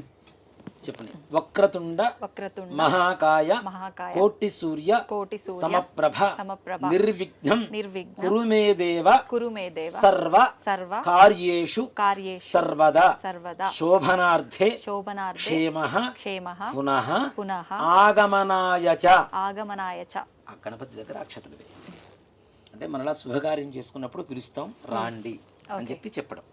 ఆయన ఎక్కువసేపు భరించలేం కదా గణపతిని. కాబట్టి ఆయన కైలాసానికి పంపించేటప్పుడు మరలా శోభనార్థే శుభకార్యం చేసుకున్నప్పుడు క్షేమ పునరా ఆగమనాయచ మరలా రాండయ్య అని చెప్పి చెప్పడం. ఇప్పుడు చాలా మంది కూడాను గణపతిని ఇందాక మనం ప్రాణప్రతిష్ఠ చేసాం, అక్షతలు వేసాం. ఇప్పుడు కూడా యథాస్థానం చెప్పడానికి చాలా మంది తమలపాకును అలా ముందుకు జరుపుతూ ఉంటారు. అది శాస్త్రం కాదు అనేటువంటిది ఒక ధర్మం. దేనికంటే మంత్రంతోనే మనం భగవంతుని ఆవాహనం చేశాం కాబట్టి మంత్రంతోనే ఉద్వాసన చెప్పటం. ఆయన్ని మరలా కైలాసాన్ని పంపించడం కూడా మంత్రంతోనే చేయాలి. అంతేగాని చాలా మంది తమలపాకులు పట్టుకొని గట్టిగా ముందుకు లాగేస్తూ ఉంటారు. అది ధర్మం కాదు. మంత్రంతో ఆవాహనం చేసాం, మంత్రంతోనే ఉద్వాసన. ఇప్పుడు గణపతి పూజ అయిపోయింది. అంటే చాలా మంది అనుకుంటారు గణపతి పూజ అయిపోయిందంటే వినాయక చవితి పూజ అయిపోలేదు. వరసిద్ధి వినాయక పూజ ఇప్పుడు మనం చేయబోయేటువంటి పూజ. దాని ముందుగా విఘ్నాలు కలగకుండా ఉండేందుకు మహాగణాధిపతి మనం పూజ చేసాం. ఇప్పుడు వరసిద్ధి వినాయక చవితికి ప్రత్యేకంగా చేసుకునేటువంటి పూజా కార్యక్రమం ఏదైతే ఉందో అది ఆ వరసిద్ధి వినాయకుడికి ఇప్పుడు మనం పూజ ప్రారంభిద్దాం. అలాగే గురుగారు, పూజ స్టార్ట్ చేసే ముందు ఒక చిన్న డౌట్ నాకు ఉంది, చాలా మందికి ఉండే ఉంటది. ఇప్పుడు చాలా మంది వినాయక చవితి ముందు రోజే వినాయకుడిని పూజా సామాగ్రి అన్నిటినీ తీసుకొచ్చి ఇంట్లో పెడతారు. అలా మనం వెళ్ళటానికి ముందే ఇంటిని శుభ్రం చేసుకోవాలి అని అనుకుంటాం. ఆ శుభ్రం చేసే విధానం కూడా చాలా పద్ధతిగా సాంప్రదాయంగా ఉండాలి, నియమాలు పాటించాలి. అవన్నీ ఏ రకంగా పాటించాలి? ఇక్కడ ఆత్మశుద్ధి, భూశుద్ధి, దేహశుద్ధి ఈ మూడు ఉండాలి. అలానే అంటే భూశుద్ధి అంటే గృహశుద్ధి, ఇల్లు శుభ్రంగా ఉండాలి. దేవతలు ఎక్కడ ఉంటారు? ఎక్కడ శుభ్రత ఉంటే అక్కడ ఉంటారు కదా. వీటిలో అన్ని శుభ్రతలే, దేహశుద్ధి అలానే మనోశుద్ధి, మనోశుద్ధి. అక్కడ గృహశుద్ధి, స్థలం ఏదైతే ఉందో. అందుకని మనం ఇందాక పూజ జరిగేటప్పుడు కూడా పూజా ద్రవ్యాన్ని సంప్రోక్ష, దేవం సంప్రోక్ష, ఆత్మాంచ సంప్రోక్ష, మనం అందరూ కూడా సంప్రోక్షణ కావాలి అనేటువంటిదే ఆ మంత్రానికి అర్థం కదా. కాబట్టి తప్పనిసరిగా ఇల్లు శుభ్రపరచుకోవడం అనేది ముందు రోజు చేసుకోవచ్చు, దాంట్లో ఏమాత్రం కూడా తప్పులేదు. అలాగే ఎక్కడైతే మనం భగవంతుడిని ప్రాణప్రతిష్ఠ చేసుకొని పూజ చేసుకోవాలి అనుకుంటామో, అది పూజా గది కావచ్చు, పూజా గదిలో పక్కన ఇంకో, ఇప్పుడు వినాయక చవితికి పూజా గదిలో పట్టడం కష్టం కాబట్టి ఈ పత్రి ఇవన్నీ పెడుతూ ఉంటాం. ఇవన్నీ పట్టడం కూడా కష్టం అవుతుంది కాబట్టి ఈ పూజా గదికి బయట వైపు కూడా మనం కొంతమంది పూజ ఏర్పాటు చేసుకుంటూ ఉంటాం. అలాంటి సమయంలో తప్పనిసరిగా గోమూత్రం చల్లడం అనేది శుద్ధి. ఓకే, అంత శుభ్రం చేసినా సరే గోమూత్రం చల్లాలి తప్పనిసరిగా. గోమూత్రం దొరకలేదు, కనీసం పసుపు నీళ్ళు, ఓకే, నీళ్లలో కొద్దిగా పసుపు కలుపుకొని ఇల్లంతా చల్లుకోవడం. అలాగే ఆవు పేడ మనకు దొరికితే చక్కగా తీసుకొని పూజా గృహం ఏదైతే మనం పూజ చేస్తూ ఉంటామో ఆ స్థలంలో చక్కగా అలికి ముగ్గులు పెట్టడం అనేది చాలా మంచిది. దేనికంటే మనం గోవు ఉన్నంత స్వచ్ఛంగా ప్రపంచంలో మరో జంతువు లేదు అనేటువంటిది మన నమ్మకం. అవునా? కార్బన్ డైఆక్సైడ్ తీసుకుని ఆక్సిజన్ బయటికి ఇవ్వగలిగినటువంటి ఏకైక ప్రాణి ప్రపంచంలో ఏదైనా ఉంది అంటే అది గోవు మాత్రమే, ఇంకా రెండోది లేదు. అంత పరమ పవిత్రమైనటువంటి గోవు నుంచి వచ్చేటువంటి 5 ఉంటాయి పంచగవ్యాలు అని చెప్పి అంతకుముందు కూడా మనం కొన్ని విషయాలు చెప్పుకొని ఉన్నాం.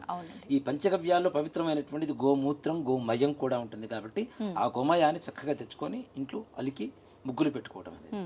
అలాగే మనం విగ్రహం తెచ్చుకోవడానికి సామాగ్రి తెచ్చుకోవడానికి కూడా స్నానం చేయకుండా పోయి విగ్రహాలు సామాగ్రి అవన్నీ తీసుకొచ్చి మనం నీళ్లు చల్లేస్తాం, శుభ్రమైపోతున్నాయి అంటే ఓకే, అమ్మే వాళ్ళ పరిస్థితి వేరు, వాళ్ళ వృత్తి అది. కాబట్టి వాళ్ళు ఎలా ఉన్నారు ఏంటనేది తీసి పక్కన పెడదాం. మనం ఎప్పుడైతే విగ్రహాన్ని స్పృశిస్తున్నామో మనలో ఉండేటువంటి పాజిటివ్ ఎనర్జీ అనేది ఆ విగ్రహంలోకి వెళ్ళిపోతుంది కదా. మన దగ్గర పాజిటివిటీ లేకపోతే మన దగ్గర నెగిటివ్ ఉంటే ఆ నెగిటివ్ వెళ్తుందిగా విగ్రహానికి.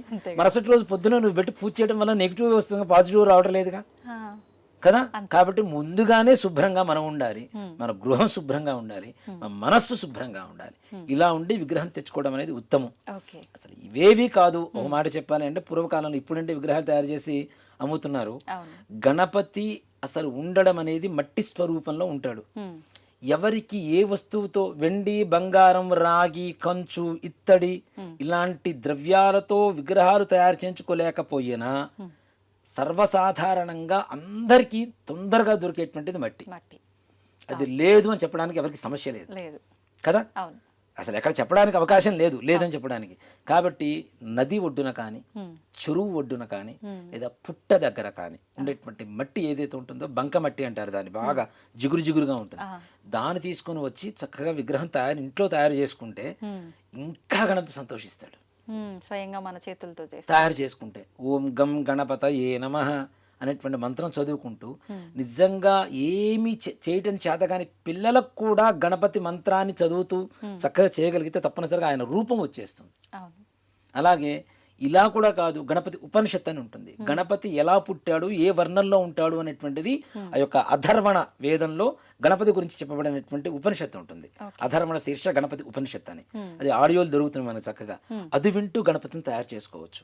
అంటే పృథ్వీ తత్వం ఏదైతే నేల ఉంటుందో, పృథ్వీ పంచభూతాలు ఉన్నాయి కదా, పృథ్వీ అంటే ఏంటి? నేల, భూమి. భూమి తత్వమే గణపతి తత్వం. జననాన్నిచ్చేటువంటి తత్వం, తనలో కలుపుకునేటువంటి తత్వం. ఒక మట్టి తీసుకొచ్చి చిన్న గిన్నెలో పెట్టేసి ఒక విత్తనం వేస్తే మొలకొస్తుంది. అలాగే ఒక చనిపోయినటువంటి వ్యక్తిని తీసుకెళ్లి భూమిలో పాతి పెడితే కలిసిపోతుంది. తనలో కలుపుకుంటాడు, మనకి కావాల్సింది ఇస్తాడు. ఆ తత్వమే గణపతి తత్వం. అందుకనే భూమి మీద దొరికేటువంటి మట్టితోనే వినాయకుడు విగ్రహాలు తయారు చేయండి రా అని చెప్పేది. కాబట్టి గణపతికి ఇంకోటి కూడా ఏంటండి, మనం అందరం నివసించేది అక్కడ భూమి మీద కదా. మూలాధారే స్థితోసి నిత్యం అని గణపతి మంత్రంలో ఉపనిషత్తులో వస్తుంది. మూలాధార చక్రానికి అధిపతి గణపతి. మూలాధారం మనకేమిటి? భూమే కదా ఆధారం. కాబట్టి అలాంటి పృథ్వీతత్వంతో ఉండేటువంటి మట్టితో గణపతిని తయారు చేస్తే, ఆ గణపతిని తయారు చేసిన తర్వాత మరలా నీళ్లలో వేస్తూ ఉంటే మనకి ఆరోగ్యం లభిస్తూ ఉంటుంది. దాంతోపాటుగా మనకి పత్రి పూజ చేస్తూ ఉంటాం. 21 రకాలు, 21 పత్రాన్ని పూజయామి అని చెప్పి చెబుతూ ఉంటాం. 21 అంటే 21 పత్రి. అసలు వినాయక చవితి పూజ ఎందుకు చెయ్యాలి అనేటువంటి ఒక ఆలోచనకి వస్తే, కేవలం వర్షాకాలంలో భాద్రపద శుద్ధ చవితి రోజున మాత్రమే మనం గణపతికి ఎక్కువగా ఈ పత్రితో పూజ చేస్తూ ఉంటాం. అవును. అవునా? అవును. వర్షాకాలంలో ఏమొస్తాయి జనాలందరికీ? ఇన్ఫెక్షన్స్ ఎక్కువ వస్తాయి. అవును, వ్యాధుల బారిన పడుతుంటాం. జ్వరాలు, జలుబులు, తుమ్ములు, దగ్గులు ఇవన్నీ వస్తుంటాయి. గణపతికి పూజ చేసేటువంటి ఏకవింశతి పత్రంలో ప్రతి ఒక్క దాంట్లో ఔషధీ గుణాలు ఉంటాయి. ఉమ్, వ్యాధి నిరోధక శక్తిని కలిగజేసినటువంటి శక్తి ఉన్నటువంటి పత్రి మాత్రమే గణపతికి పూజ చేస్తున్నాం. ఓకే. అవునా? ఆ. ఈ పత్రి పూజ చేయడం ద్వారా ఏమవుతుంది? పత్రి పూజ చేసి విగ్రహాన్ని పత్రిని తీసుకెళ్ళి ఏం చేస్తాం మనం? నీళ్ళల్లో. నీళ్ళల్లో నిమజ్జనం చేస్తాం. అవును. ఇది నదుల్లో, సముద్రాల్లో, సముద్రంలో కూడా నీళ్లు తాగం మనం. అవును. నదుల్లో, చెరువుల్లో, చెరువుల్లో. బావి, ఇంట్లో ఉండేటువంటి బావి ఇప్పుడు లేవు.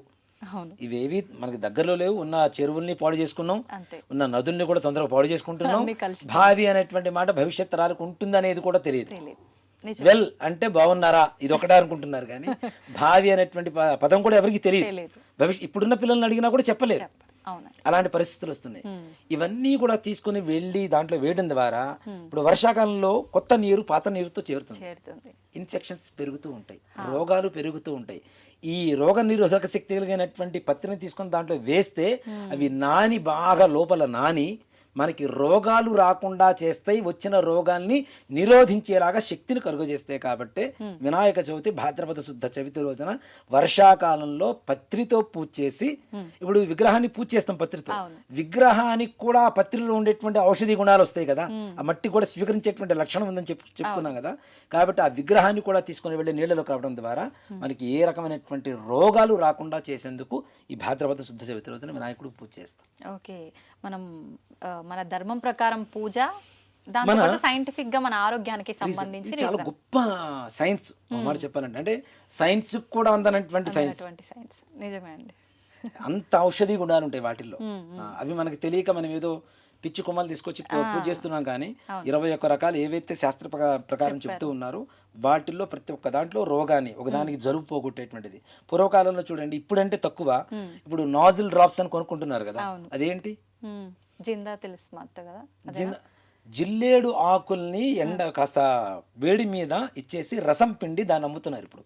ఓకే. పూర్వకాలంలో పిల్లలకు జలుబు చేస్తే తుమ్ములు వస్తూ ఉంటాయి కదా, అలాంటి సమయంలో జిల్లేడు ఆకు తీసుకొచ్చి నిప్పుల మీద అట్లా కాల్చేసి దాన్ని రసాన్ని తీసి ముక్కుల్లో పోస్తే ఈ తుమ్ములు పట్ట పట్ట పట్ట వచ్చి లోపల ఉండేటువంటి మొత్తం ఈ కఫం మొత్తం కూడా బయటకు వచ్చేస్తుంది. కానీ అది పాయిజన్ అంటారు కదా చెట్టు. ఆకు రసం. ఆకు రసం ఏం కాదు. రసమేం కాదు. ఓకే. రసాన్ని పిండి ముక్కుల్లో పోస్తే చూడండి, ఇప్పటికీ ఉన్నారు చాలా మంది విలేజెస్ లో చేస్తూ ఉంటారు. ఇది నాటు వైద్యం అని చెప్పి మనం నవ్వుతున్నాం. ఇప్పుడు అదే నాజుల్ డ్రాప్స్ అని మనం కొనుక్కుంటున్నాం. ఓకే. అంత మించి ఏం లేదు. దీంట్లో మరి జిల్లేడు ఆకులు కూడా చేస్తున్నాం. అంటే ఒక్కొక్క రకమైనటువంటి రోగాన్ని పోగొట్టేటువంటి లక్షణాలు ఈ పత్రిలో మాత్రమే ఉన్నాయి. అది తెలుసుకొని పూజ చేస్తే ఆనందం. మన దేహానికి, ఇందాక చెప్పే కదా, మన దేహానికి ఏం కావాలో అది భగవంతుడు ఇస్తున్నాడు, ఆయన పేరు చెప్పుకొని మనం స్వీకరిస్తున్నాం ఆరోగ్యాన్ని. నిజంగానే మీరు అన్నట్టు బావి దాకా ఏమో గానీ పూజలు అయితే చేస్తుంటారు ప్రతి ఒక్కరు. కానీ ఎవరైనా పిల్లలుండి అమ్మ ఇది ఎందుకు చేస్తున్నావు అని అంటే ఫస్ట్ వాళ్ళ దగ్గర కూడా సమాధానం లేని కాలంలో ఉన్నాం. అయితే గురుగారు, ఇంకొక క్వశ్చన్. ఇప్పుడు విగ్రహం తేవడానికి వెళ్ళిన తర్వాత కూడా చాలా మంది ఆలోచిస్తుంటారు. నేను కూడా స్టార్టింగ్లో నాకు తెలియనప్పుడు ఏంది వీళ్ళు ఇట్లా అడుగుతున్నారు, ఎటువైపు ఉంటే ఏంది అని చెప్పి. అది ఏంటంటే తొండం కుడివైపున ఉండడం ఉన్న విగ్రహాన్ని తెచ్చుకుంటే మంచి శుభం కలుగుతుంది, ఎడం వైపుది అంత పనికిరాదు అని చెప్పి. ఇవన్నీ నిజంగా నిజాలేనా? ఉన్నాయమ్మా. దీంట్లో కూడా గణపతికి మనం వామాచారం, దక్షిణాచారం చెప్పి 2 ఆచారాలు చెప్తుంటాం కదా. ఎక్కువగా అమ్మవారికే చెప్తూ ఉంటారు చాలా మంది. వామాచార దక్షిణాచారాలు అనేటువంటి విధానం అమ్మవారికే ఉంది. మధ్య మాంసాలు పెడుతుంటారు, ఇలా ఆచారాలు ఉన్నాయి. అసలు వామాచారం అనేటువంటి మొదలైందే గణపతి దగ్గర. చాలా మందికి తెలియదు అది. ఉచ్చిష్ట గణపతి అనేటువంటి ఒక విధానం ఉంటుంది, ఒక గణపతికి పూజ ఉంటుంది. ఉచ్చిష్టము అంటే ఏంటి? ఎంగిలి. ఉత్తిష్టము అంటే లేవటం, ఉచ్చిష్టము అంటే ఎంగిలి. స్వామివారికి నివేదన పెట్టినటువంటి ఉండ్రాళ్ళు మనం తింటూ మంత్రోచ్చారణ చేస్తూ ఉపాసన చేసేటువంటి విధానం ఉంది. ఇది ఏ ప్రాంతంలో చేస్తుంటారు? అసలు ఏ ప్రాంతంలోనే ఉంది, చాలా నిగూఢంగా ఉంటుంది, ఎవరికి బయటికి తెలియదు. అసలు ఉచ్చిష్ట గణపతి అనేటువంటి గణపతి ఉంటాడన్న విషయం కూడా చాలా మందికి తెలియదు. ఉచ్చిష్ట గణపతికి తొండం ఎడం వైపు ఉంటుంది, వరసిద్ధి వినాయకుడికి కుడి చేతి వైపు ఉంటుంది. అంటే సాత్వికం, సింపుల్. వామాచారము అంటే ఎడం చేత్తో చేసేటువంటిది, అవునా? దక్షిణాచారం అంటే కుడి చేత్తో చేసేటువంటిది. దక్షిణం వైపు తొండం తిరిగి ఉంటే దక్షిణాచారం సాత్వికం, ఎడం చేతి వైపు తిరిగి ఉంటే వామాచారం కొంచెం శక్తివంతం. ఓకే, కాబట్టి కుడి చేతి వైపు తిరుగున్నదే ప్రసన్నంగా ఉంటుంది. ప్రసన్నంగా ఉంటుంది.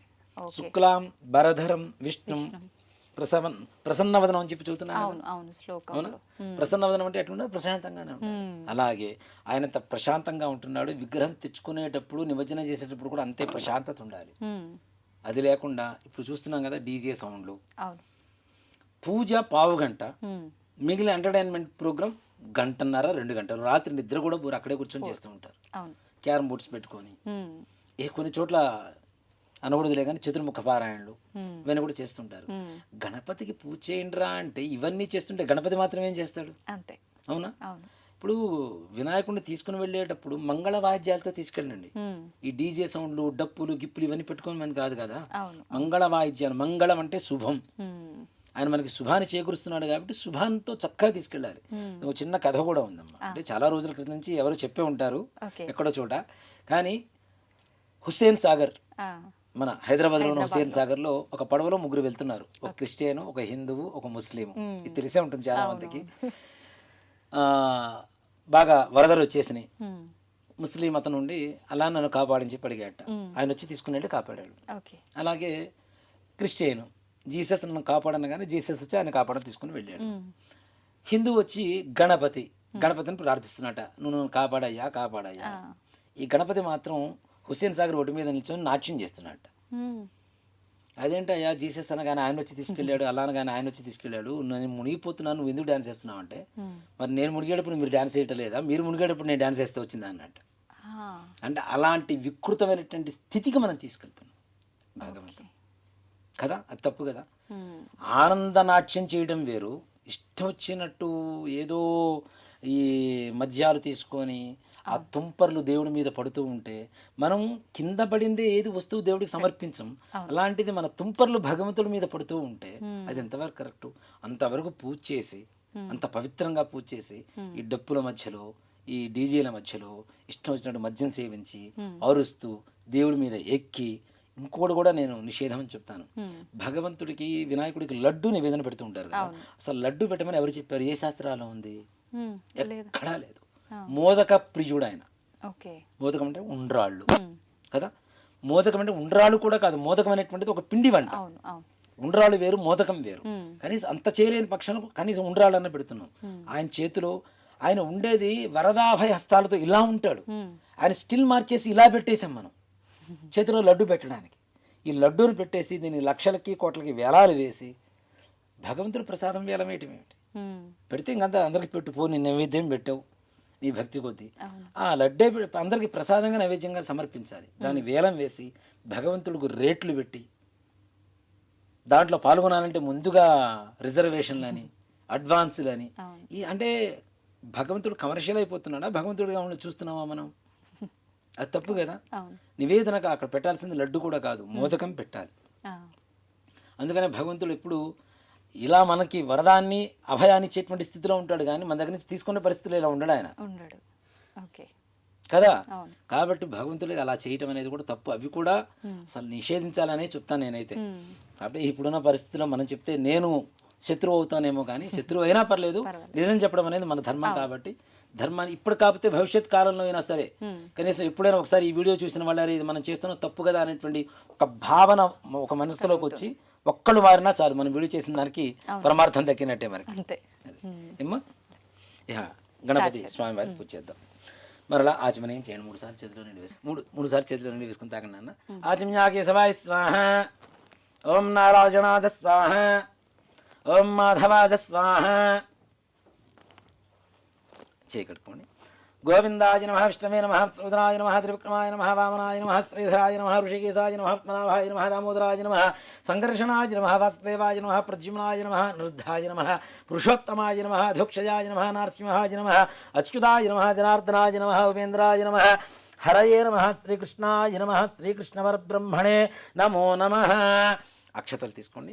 ఆచమ్యాపురోక్తే గుణశేషణ విశిష్టాయాం శుభతిథౌ అనేన పూర్వ సంకల్ప ప్రకారేణ వర్షే వర్షే ప్రయుక్త శ్రీ వరసిద్ధి వినాయక స్వామి దేవత వ్రత పూజాఖ్యం కర్మ కరిష్యే. చేతిలో నీళ్లు వేసుకొని నీళ్లు అక్షతలు ప్లేట్లో వదిలిపెట్టేసేయండి అమ్మ. అక్షతలు తీసుకోండి. ఓం విఘ్నధ్వాంత నివారణైః కత్రణైః విఘ్నాటవీహ వ్యవాడ్ విఘ్నవ్యాళకుల ప్రమత్త గురుడో విఘ్నేప పంచాననః విఘ్నోత్తుంగగిరిప్రభేతన గరి విఘ్నాబ్ధికుంభోద్భవ విఘ్నాఘౌ గగన ప్రచండ పవనో విఘ్నేశ్వర పాతు నః మృత్తికబింబేస్మిన్ శ్రీమన్మహాగణాధిపతిమావాహయామి స్థాపయామి పూజయామి. తమలపాకు తీసుకొని అలా స్వామివారి పాదాల దగ్గర పట్టుకోండి. ఓం అసునీతే పునరస్మా సుచక్షు పునఃప్రాణమిహనో దే భోగం జోక్పస్సేమ సూర్యముచ్చరం దామ్నముదే ప్రళయా ఆన స్వస్తి అమృతం వయ ప్రాణామృతమాప ప్రాణ నేవయథాస్థానముపక్వయతే. అక్షతలు తీసుకున్నమ్మా చెప్పండి. స్వామిన్ సర్వ జగన్నాథ యావత్ పూజ వసానకం తావత్వం ప్రీతి భావేన బింబేస్మిన్ సన్నిధిం కురు. శ్రీ వరసిద్ధి వినాయక స్వామినే నమో నమః. స్థిరో భవ వరదో భవ సుముఖో భవ సుప్రసన్నో భవ స్థిరాసనం కురు. ధ్యానం. నమస్కారం చేసుకోండమ్మా. ఓం నమో వ్రాతపతయే నమో గణపతయే నమః ప్రమథపతయే నమస్తే అస్తు లంబోదరాయ ఏకదంతాయ విఘ్న వినాశినే శివసుతాయ శ్రీ వరదమూర్తయే నమో నమః. అక్షతలు తీసుకొని గణపతి దగ్గర వేయండి. శ్రీమన్మహాగణాధిపతయే నమః. ధ్యాయామి ధ్యానం సమర్పయామి ఆవాహయామి సువర్ణరత్నగతదేమ సింహాసనం సమర్పయామి. పాదయో నీళ్లు 3 సార్లు అట్లా స్వామివారి దగ్గర చూపించేసి ప్లేట్లో వదిలిపెట్టేసేయండి. పాదయో పాద్యం సమర్పయామి. హస్తయో అర్ఘ్యం సమర్పయామి. ముఖే ఆచమనీయం సమర్పయామి. ఔపచారక స్నానం. కొద్దిగా నీళ్లు చల్లండి గణపతి మీద. ఓం మా భవిష్ఠామయో భవస్థాన ఊర్జేత ధాతన మహేరణాజ చక్షసే యోవశ్యవదమోరసస్తస్య భాజే దేహనః ఉషదీర్మమాతనః తస్మారంగమామవో ఇస్సక్షయా యజన్వథ ఆపో జనయథా జనః. శ్రీమన్మహాగణాధిపతయే నమః. శుద్ధోదక స్నానం సమర్పయామి. కొబ్బరికాయ తీసుకొని కొట్టండి.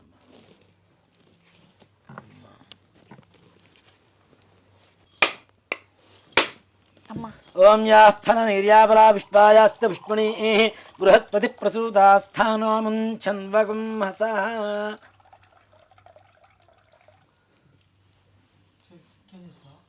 ఆ తమలపాకుతో కొద్దిగా గణపతి మీద నీళ్లు చల్లండి. ఇందాక శుద్ధోదకం అంటే మామూలు నీళ్లు పోసాం కదా, మనం ఏం చేస్తాం సోపు రుద్దుకుంటాం కదా, అలానే ఇది సోప్ అనమాట స్వామి వారికి. అలా దేవతలకి ఈ నారికేళ ఫలం అనేది వారికి ఉండేటువంటి మనం ఇచ్చేటువంటి లిక్విడ్ సోప్ లాంటిది. సో కాబట్టి ఈ కొబ్బరి నీళ్ళతో స్వామి వారికి స్నానం. ఇందాక మనం చెప్పుకున్నాం కదా అధర్వణ గణపతి ఉపనిషత్తు అని. ఇప్పుడు మనం చెప్పబోయేటువంటి మంత్రం అదే. ఇది విన్నా చదువుకున్నా చాలా విశేషమైనటువంటి పుణ్యం లభిస్తుంది. ఇది ఎక్కడైతే పారాయణ జరుగుతుందో అక్కడ సకల విఘ్నాలు కూడా తొలగిపోతాయని చెప్పి శాస్త్రం చెప్తూ ఉంది. గణపతి ఉద్భవం, ఎలా ఉద్భవించాడు, ఏ వర్ణంలో ఉంటాడు అనేటువంటిది యొక్క మంత్రాల పరమార్థం.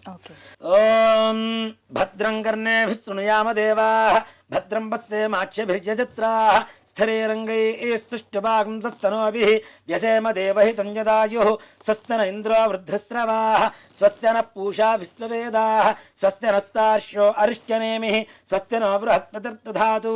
ఓం శాంతిః.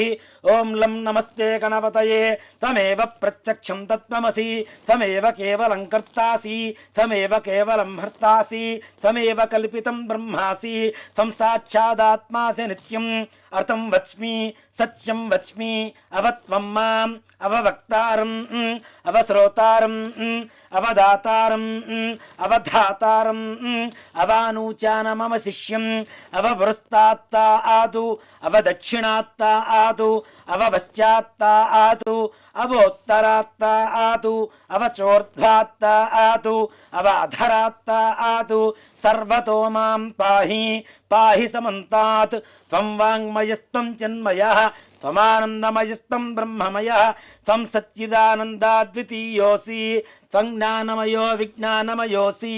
సర్వం జగదిదం తత్వో జాయతే సర్వం జగదిదం త్వస్తతిష్ఠతి సర్వం జగదిదం త్వజలయమేష్యతి త్వజి ప్రచ్యేతి త్వం భూమిరాపో నలో నిలో నభః త్వం చత్వారి వాక్పరవిదాపదాని త్వం గుణత్రయాతీతః త్వం దేహత్రయాతీతః త్వం కాలత్రయాతీతః త్వం మూలాధారే స్థితోసి నిత్యం త్వాం యోగినో ధ్యాయంతి నిత్యం త్వం శక్తిత్రయాత్మకః త్వం బ్రహ్మస్త్వం రుద్రస్త్వమింద్రస్త్వమగ్నిస్త్వం వాయుస్త్వం సూర్యస్త్వం చంద్రమాస్త్వం బ్రహ్మభూర్భువస్తు వరో గణాదీన్ పూర్వముచ్చార్య వర్ణాదీం తదనంతరం అనుస్వార పరతర అర్ధేందురసితం తథా ధారేణ యుక్తమేవ దేవతవ మనస్వరూపం తకార పూర్వరూపం అకారో మధ్యమ రూపం బిందురుత్తర రూపం నాదసంధానం సంహితా సంధి సైషా గాణేసి విద్యా గణక ఋషి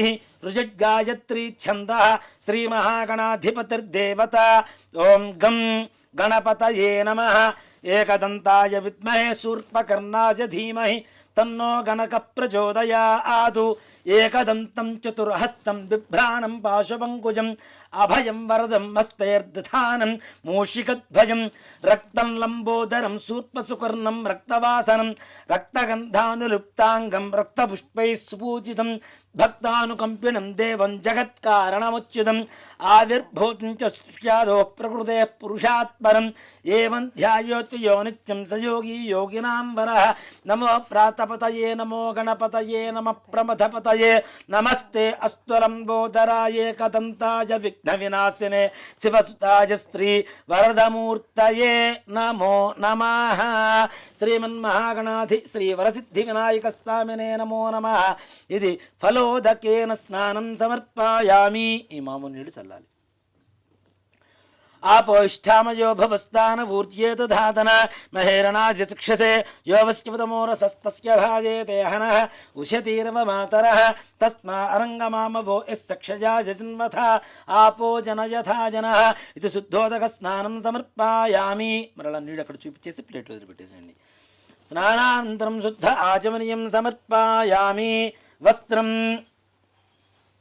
అభివస్త్రా ఆస్వసనాన్యర్షాభిధేనో సుదిగా ఆ పూజమాన అభిచంద్రాభర్తమేన్నో. దీన్ని గంధంలో ముంచేసి పసుపు అద్దేసి స్వామి వారికి పెట్టండి. అద్దాల బొట్టు పెట్టినా సరిపోతుంది. అద్దండి. వస్త్రం అభివస్త్రా ఆస్వసనాన్యర్షాభిధేనో సుదిగా ఆ పూజమాన అభిచంద్రాభర్తమేన్నో హిరణ్యాభ్యుష్పానుధనో ఓ దేవసోమ శ్రీమన్మహాగణాధిపతయే నమః. ఇది వస్త్రయుక్తం సమర్పయామి. కుంకుమ యజ్ఞోపవీతం अमेयाय च हेरम्ब परशुधारकाय ते मूषकवाहनायैव विश्वेशाय नमो नमः. యజ్ఞోపవీతం ధర్మం పవిత్రం ప్రజాపతేర్యత్సహజం పురస్తాదు ఆయుష్యమగ్నిం వ్రతం చ శుభ్రం యజ్ఞోపవీతం బలమస్తు తేజ. ఇది యజ్ఞోపవీతం సమర్పయామి. గంధాన్ని పుష్పంతో తీసుకొని స్వామివారికి అలా గంధద్వారాందురాధిష్టాం నిత్యపుష్టాంగరీషణీం ఈశ్వరేకం సర్వభూతానాం స్వామిహో భక్వయే స్త్రియం. ముందుగా ఒట్టి గంధం. శ్రీ వరసిద్ధి వినాయక స్వామినే నమో నమః. శ్రీగంధాంధారయామి. ఒక పుష్పానికి పసుపు, ఒక పుష్పానికి కుంకుమ. ఆయనేతే పరాయణే దుర్వా ఆరోహంతు పుష్పిణీ హృదాశ్చ పుండరీకాణి సముద్రస్య గృహాయమే అలంకరణార్థం హరిద్రికాచూర్ణ కుంకుమ విలేపనాని సమర్పయామి. పుష్పైః పూజయామి. ఓం సుముఖాయ నమః. మాచీపత్రం పూజయామి. ఓం గణాధిపాయ నమః. బృహతీపత్రం పూజయామి. ఉమాపుత్రాయ నమః. బిల్వపత్రం పూజయామి. గజాననాయ నమః. దూర్వయుగ్మపత్రం పూజయామి. హరసూనవే నమః.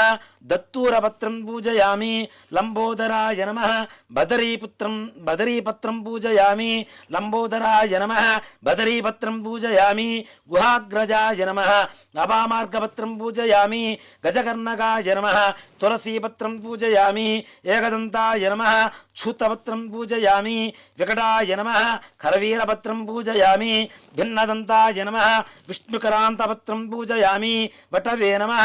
दाडिमीपत्रं पूजयामि ओं सर्वेश्वराय नमः देवदारुपत्रं पूजयामि ओं फालचन्द्राय नमः मरवकपत्रं पूजयामि ओं हेरम्बाय नमः सिन्धुवारपत्रं पूजयामि ओं शूर्पकर्णाय नमः जाजीपत्रं पूजयामि ओं सुराग्रजाय नमः गण्डकीपत्रं पूजयामि ओं इभवक्त्राय नमः शमीपत्रं पूजयामि ओं विनायकाय नमः अश्वत्थपत्रं पूजयामि ओं सुरसेविताय नमः अर्जुनपत्रं पूजयामि ओं कपिलाय नमः अर्कपत्रं पूजयामि ओं गणेश्वराय नमः 21 पत्राणि पूजयामि ओं गजाननाय नमः ओं गं गणपतये नमः अंटू पूजिస్తున్నాను ओं गजाननाय नमः ओं गणाध्यक्षाय नमः ओं विघ्नराजाय नमः ओं विनायकाय नमः ओं द्वैमातुराय नमः ओं द्विमुखाय नमः ओं प्रमुखाय नमः ओं सुमुखाय नमः ओं कृत्तिने नमः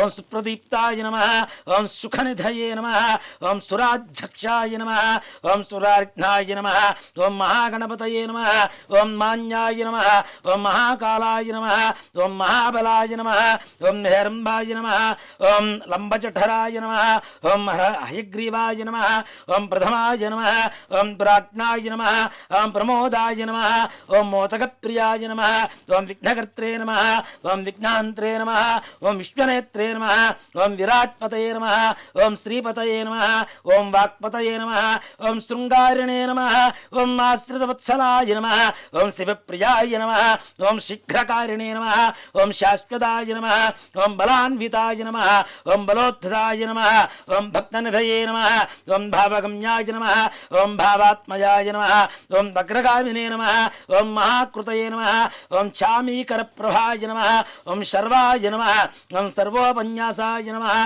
ओं सर्वकर्त्रे नमः ओं सर्वनेत्रे नमः ओं सर्वसिद्धिप्रदाय नमः ओं पंचहस्ताय नमः ओं पार्वतीनन्दनाय नमः ओं प्रभवे नमः ओं कुमारगुरवे नमः ओं कुञ्जरासुरभञ्जनाय नमः ओं कान्तिमते नमः ओं धृतिमते नमः ओं कामिने नमः ओं कवित्थफलप्रियाय नमः ओं ब्रह्मचारिणे नमः ओं ब्रह्मरूपिणे नमः ओं महोदराय नमः ओं मधोत्कटाय नमः ओं महावीराय नमः ओं मन्त्रिणे नमः ओं मङ्गलसुस्वराय नमः ओं प्रमदाय नमः ओं यायसे नमः ओं यक्षकिन्नरसेविताय नमः ओं गङ्गासुताय नमः ओं गणाधीशाय नमः ओं गम्भीरननदाय नमः ओं वटवे नमः ओं ज्योतिषे नमः ओं आज्ञा अक्रांत पदचित्प्रभवे नमः ओं अभीष्टवरदाय नमः ओं मंगलप्रदाय नमः ओं अव्यक्तमूर्तये नमः ओं पुराणपुरुषाय नमः ओं पूष्णे नमः ओं पुष्करोक्षिप्तप्रदाय नमः ओं अग्रगण्याय नमः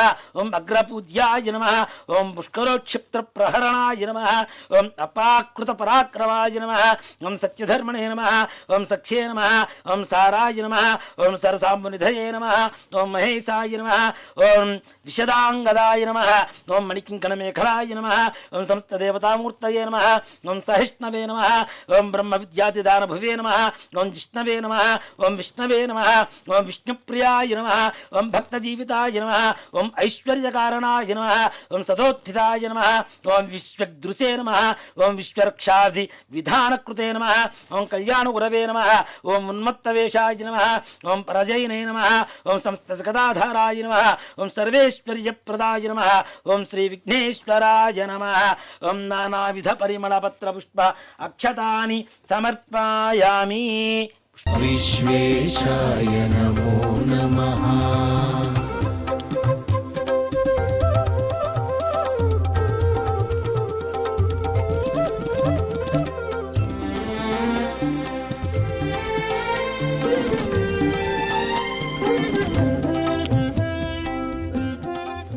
ओं सुमुखाय नमः ओं एकदन्ताय नमः ओं कपिलाय नमः ओं गजकन्नकाय नमः ओं लंबोदराय नमः ओं विकटाय नमः ओं विघ्नाजाय नमः ओं धूमकेतवे नमः ओं गणाधिपाय नमः ओं गणाध्यक्षाय नमः ओं गजाननाय नमः ओं फालचन्द्राय नमः ओं वक्रतुण्डाय नमः ओं शूर्पकर्णाय नमः ओं हेरम्बाय नमः ओं स्कन्दपूर्वजाय नमः ओं सर्वसिद्धिप्रदायकाय नमः कुमारगुरवे नमः श्रीमन्महागणाधिपतये नमः नानाविध परिमलपत्र पुष्प अक्षतानि समर्पयामि धूपं పెట్టేస్తున్నది ఆ షాట్ పడుతుంది వనస్పత్యోర్హర్దివ్యనానాగంధైర్మాగ్ధైస్పర్వదేవానాం ధూపోయం ప్రదుష్యతాం ధూపమాఘ్రాపయామి సాజ్యం త్రివృత్తి సంయుక్తం వన్నినా యోచితం ప్రియం గృహాణమంగళం దీపం త్రిలోక్యం దివ్రాభః భక్త్యా దీపం పరిత్యామి దేవాయ పరమాత్మనే త్రాహిమాన్ ఘోరా దివ్య జ్యోతిర్నమోస్తుతే సాక్షాత్ ప్రత్యక్ష దీపం దర్శయామి.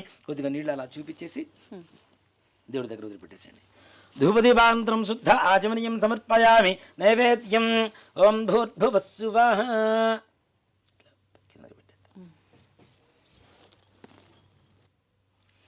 ఓం భూర్భువస్సువః.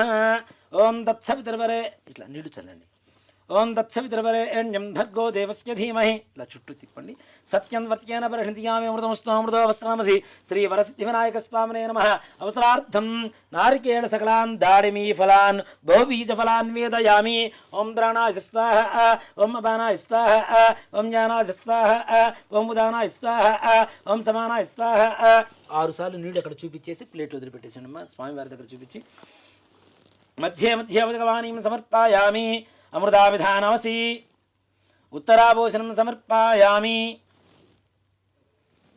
హస్తో ప్రక్షాళయామి. పాదో ప్రక్షాళయామి. శుద్ధ ఆచమనీయం సమర్పయామి.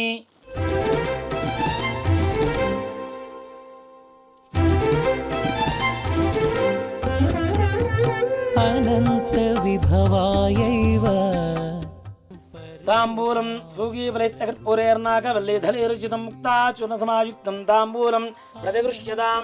ఇది తాంబూలం సమర్పయామి. తాంబూల ఆచరణానంతరం మరలా కొద్దిగా నీళ్ళు చూపించేసి ప్లేట్లు శుద్ధ ఆచమనీయం సమర్పయామి. కర్పూర ఆనందమంగళ నీరాజనం. జాయతే నమః గుహాగ్రజాయతే నమః. ఓం హిరణ్యపాత్రం మధో పూర్ణం దధాతి మధవ్యో జానీతి ఏకదా బ్రహ్మణోపహరతి ఏకదైవ యజమాన ఆజస్తేజో దధాతి. కర్పూర ఆనందమంగళ నీరాజనం దర్శయామి. నీరాజనాంతరం శుద్ధ ఆచమనీయం సమర్పయామి. నమస్కరోమి. జై శ్రీమద్ రమణ గోవింద హరి. జయ బోలో గజానన్ మహారాజు. ఓం తత్పురుషాయ విద్మహే వక్రతుండాయ ధీమహి తన్నో దంతి ప్రచోదయాత్. శ్రీమన్ మహావరసిద్ధి వినాయక స్వామినే నమో నమః. పాదారవిందయో దివ్య సువర్ణ మంత్ర పుష్పాంజలిం సమర్పయామి. మరలా కొద్దిగా అక్షతలు వేయనమ్మ. ఛత్రచామరాజ్ సర్వోపచార పూజార్థే అక్షతాంబరికల్పయామి. అథ కథా ప్రారంభ. అక్షతలు. పూర్వకాలంలో గజాసురుడు అనేటువంటి ఒక రాక్షసుడు పరమేశ్వరుడి నుంచి ఘోరంగా తపస్సు చేశారట. ఘోరమైనటువంటి తపస్సు చేశారు. అంతటా పరమేశ్వరుడు ప్రత్యక్షమయ్యాడు. ఆయన నీకు ఏం కావాలి వరం అని చెప్పి అడుగుతూ ఉంటే, పరమేశ్వరుడు అంటేనే బోళాశంకరుడు. ఎవరు కొద్దిగా తపస్సు చేసినా ఓ చెంబడి నీళ్లు నెత్తిన పోసినా హరహర మహాదేవ అంటే చాలు ఆయన కరుణిస్తూనే ఉంటారు. కాబట్టి అంత ఘోర తపస్సు చేసినటువంటి గజాసురుడిని వరం కోరుకో అని చెప్పి అంటే, గజాసురుడు స్వామి నేను నీ భక్తుడిని, నువ్వు ఎప్పుడు కూడా నా ఉదరం ఉండేట్టుగా నాకు వరం ఇవ్వు అని చెప్పి ప్రార్థించారట. అతను పరమేశ్వరుడు భక్త సులభుడు కాబట్టి భక్తుడు కోరుకున్నటువంటి కోరికను తీర్చడం కోసం ఆయనకు ఉదరంలో ప్రవేశించారు. అతను పార్వతీదేవి పరమేశ్వరుడు జాడ తెలియట్లా, ఎక్కడున్నాడు ఏంటి ఎలా ఎక్కడ ఉన్నాడు తెలియట్లేదు. చిట్ట చివరికి గజాసురుడి గర్భంలో ఉన్నాడు పరమేశ్వరుడు అని చెప్పి తెలుసుకున్న పార్వతి విష్ణుమూర్తి దగ్గరికి వెళ్ళి ప్రార్థించింది. పూర్వకాలంలో భస్మాసురుడి బారి నుంచి కూడా నా పతిని కాపాడవు, నాకు రక్షించి నాకు ఒసిగావు, కాబట్టి ఇప్పుడు కూడా ఆ గజాసుర గర్భంలో ఉండేటువంటి ఆ పరమేశ్వరుడు నాకు వసంగమండి అని చెప్పి ఆ విష్ణుమూర్తిని ప్రార్థించింది. అంతటా ఈ విష్ణుమూర్తి బ్రహ్మాది దేవతలందరినీ కూడా పిలిపించి వాళ్ళందరికీ తలగో ఒక వాయిద్యాన్ని ఇచ్చారు. ఒకరికి ఏమో డోలు, ఒకరికి సన్నాయి, ఈ విధంగా ఇచ్చుకుంటూ ఈ విష్ణుమూర్తి మాత్రం సన్నాయి రూపంలో అందరూ మారిపోయి ఈయన కూడా చక్కటి చిరుగంటలు కట్టినటువంటి సన్నాయి చేతి పట్టుకొని ఆ నగరంలో ఈ గజాసురుడు ఉన్నటువంటి రాజ్యంలో వాయిస్తూ ఉన్నారట. ఇది ఆ నోట ఈ నోట విన్నటువంటి గజాసురుడు తన ముందు ఆడిద్దాం గంగిరెద్దుని అంటే నందీశ్వరుణ్ణే గంగిరెద్దుగా తయారు చేసి వీళ్ళందరూ కూడా చక్కగా వాయిస్తూ ఉన్నారు వాయిద్యాలన్నీ కూడా. ఇలాంటిది ఏదో బాగుంది, మరి అందరూ మంచిగా చక్కగా ఉంది, చాలా ఆనందకరంగా ఉందని చెప్తున్నారు. కాబట్టి నేను కూడా ఆ యొక్క వాయిద్యాన్ని ఆ గంగిరెద్దుల మేళాన్ని చూద్దాము అనేటువంటి ఆలోచనతో ఆయన సభ ముందు ఏర్పాటు చేశారట ఈ గంగిరెద్దుల మేళాన్ని అంతా కూడా. అంతటా విష్ణుమూర్తి సన్నాయి వాయించడం, అవును. బ్రహ్మాది దేవతలు వాయిద్యాలు వాయించడం అంటే సర్వసాధారణంగా ఉండదు కదా. సుస్వరంగా ఆనందంగా ఎంతో సంతోషకరంగా ఉన్నదిట. అది చూసినటువంటి గజాసురుడు మీకు ఏం కావాలి కోరుకునే ఇచ్చేస్తాను సంతోషంగా అని చెప్పేశాడు. ఆ సమయంలో విష్ణుమూర్తి ఇది శివుడి వాహనమైనటువంటి నంది ఆయన్ని కనుక్కోవడానికి వచ్చింది కాబట్టి ఆ శివుణ్ణి ఇవ్వండి అని చెప్పి అడిగారుట ఈ యొక్క విష్ణుమూర్తి. అంతటా గజాసురుడికి అర్థమైంది వచ్చిన ఆయన ఎవరో కాదు, సకల రాక్షస సంహారి అయినటువంటి విష్ణుమూర్తి, కాబట్టి నాకు ఈ మరణం తప్పదు అని చెప్పి ఆ విష్ణుమూర్తికి ప్రార్థించి శివుణ్ణి కూడా ఒక వరాన్ని కోరుకున్నారట. నా యొక్క శిరస్సు త్రిలోక్య పూజ్యంగా ఉండేట్టుగా నాకు వరం ఇవ్వండి, అలాగే నా యొక్క శరీరాన్ని మీరు వస్త్రంగా ధరించండి అని చెప్పి వరం అడిగారట. పరమేశ్వరుడు అలానే చెప్పాడు. ఈ నంది తన కొమ్ములతో ఆ యొక్క గజాసురుడి గర్భాన్ని చీరిస్తే లోపల ఉన్నటువంటి పరమేశ్వరుడు బయటకు వచ్చాడు. ఇప్పుడు విష్ణుమూర్తి చెప్పాడు, నాయన ఇష్టం వచ్చినటువంటి వాళ్ళందరికీ ఇట్లాంటి పిచ్చి పిచ్చి కోరికలు కోరుతూ ఉంటారు, అందరికీ వరాలు ఇచ్చుకుంటూ పోతే ఇలాంటి కష్టకాలాలు వస్తుంటాయి. అప్పుడు భస్మాసురుడు, ఇప్పుడేమో గజాసురుడు, కాబట్టి జాగ్రత్తగా వరం ఇచ్చేటువంటి విషయంలో కూడా చాలా జాగ్రత్తగా ఆలోచించి ఇవ్వాలి అని చెప్తే అలాగే అని చెప్పి ఎవరు లోకాలకి వారు బ్రహ్మాది దేవతలు విష్ణుమూర్తి అందరూ వాళ్ళ లోకాలకు వాళ్ళు వెళ్ళిపోయారు. తర్వాత పరమేశ్వరుని నందివాహనం ఎక్కి చక్కగా కైలాసానికి ప్రయాణం ప్రారంభించారు. ఈ సమయంలో పార్వతీదేవికి పరమేశ్వరుడు వస్తున్నాడన్న సంగతి తెలుసుకున్నది. ఆనందంగా ఉండి చాలా రోజుల తర్వాత వస్తున్నారు. ఇప్పుడు ఆడవాళ్ళు ఏం చేస్తారు, ఎవరైనా భర్త ఎన్నో రోజుల నుంచి ఒక విదేశాల నుంచి వస్తున్నారంటే మంచి చక్కగా అందంగా అలంకరించుకొని ఆయనకి ప్రేమ కలిగేలాగా కనబడుతూ ఉంటారు కదా ఆనందంగా. అలాగే పార్వతీదేవి కూడా స్నానం చేద్దాము, అభ్యంగన స్నానం చేద్దాము అని చెప్పి ఒంటికి పెట్టుకున్నటువంటి ఆ నలుగు పిండి తీసి నలుగు పిండితో ఒక చక్కటి బొమ్మను తయారు చేసిందట. ఆ బొమ్మను తయారు చేసిన తర్వాత ఆవిడకి చాలా అపురూపంగా కనపడింది, అందంగా కనపడింది.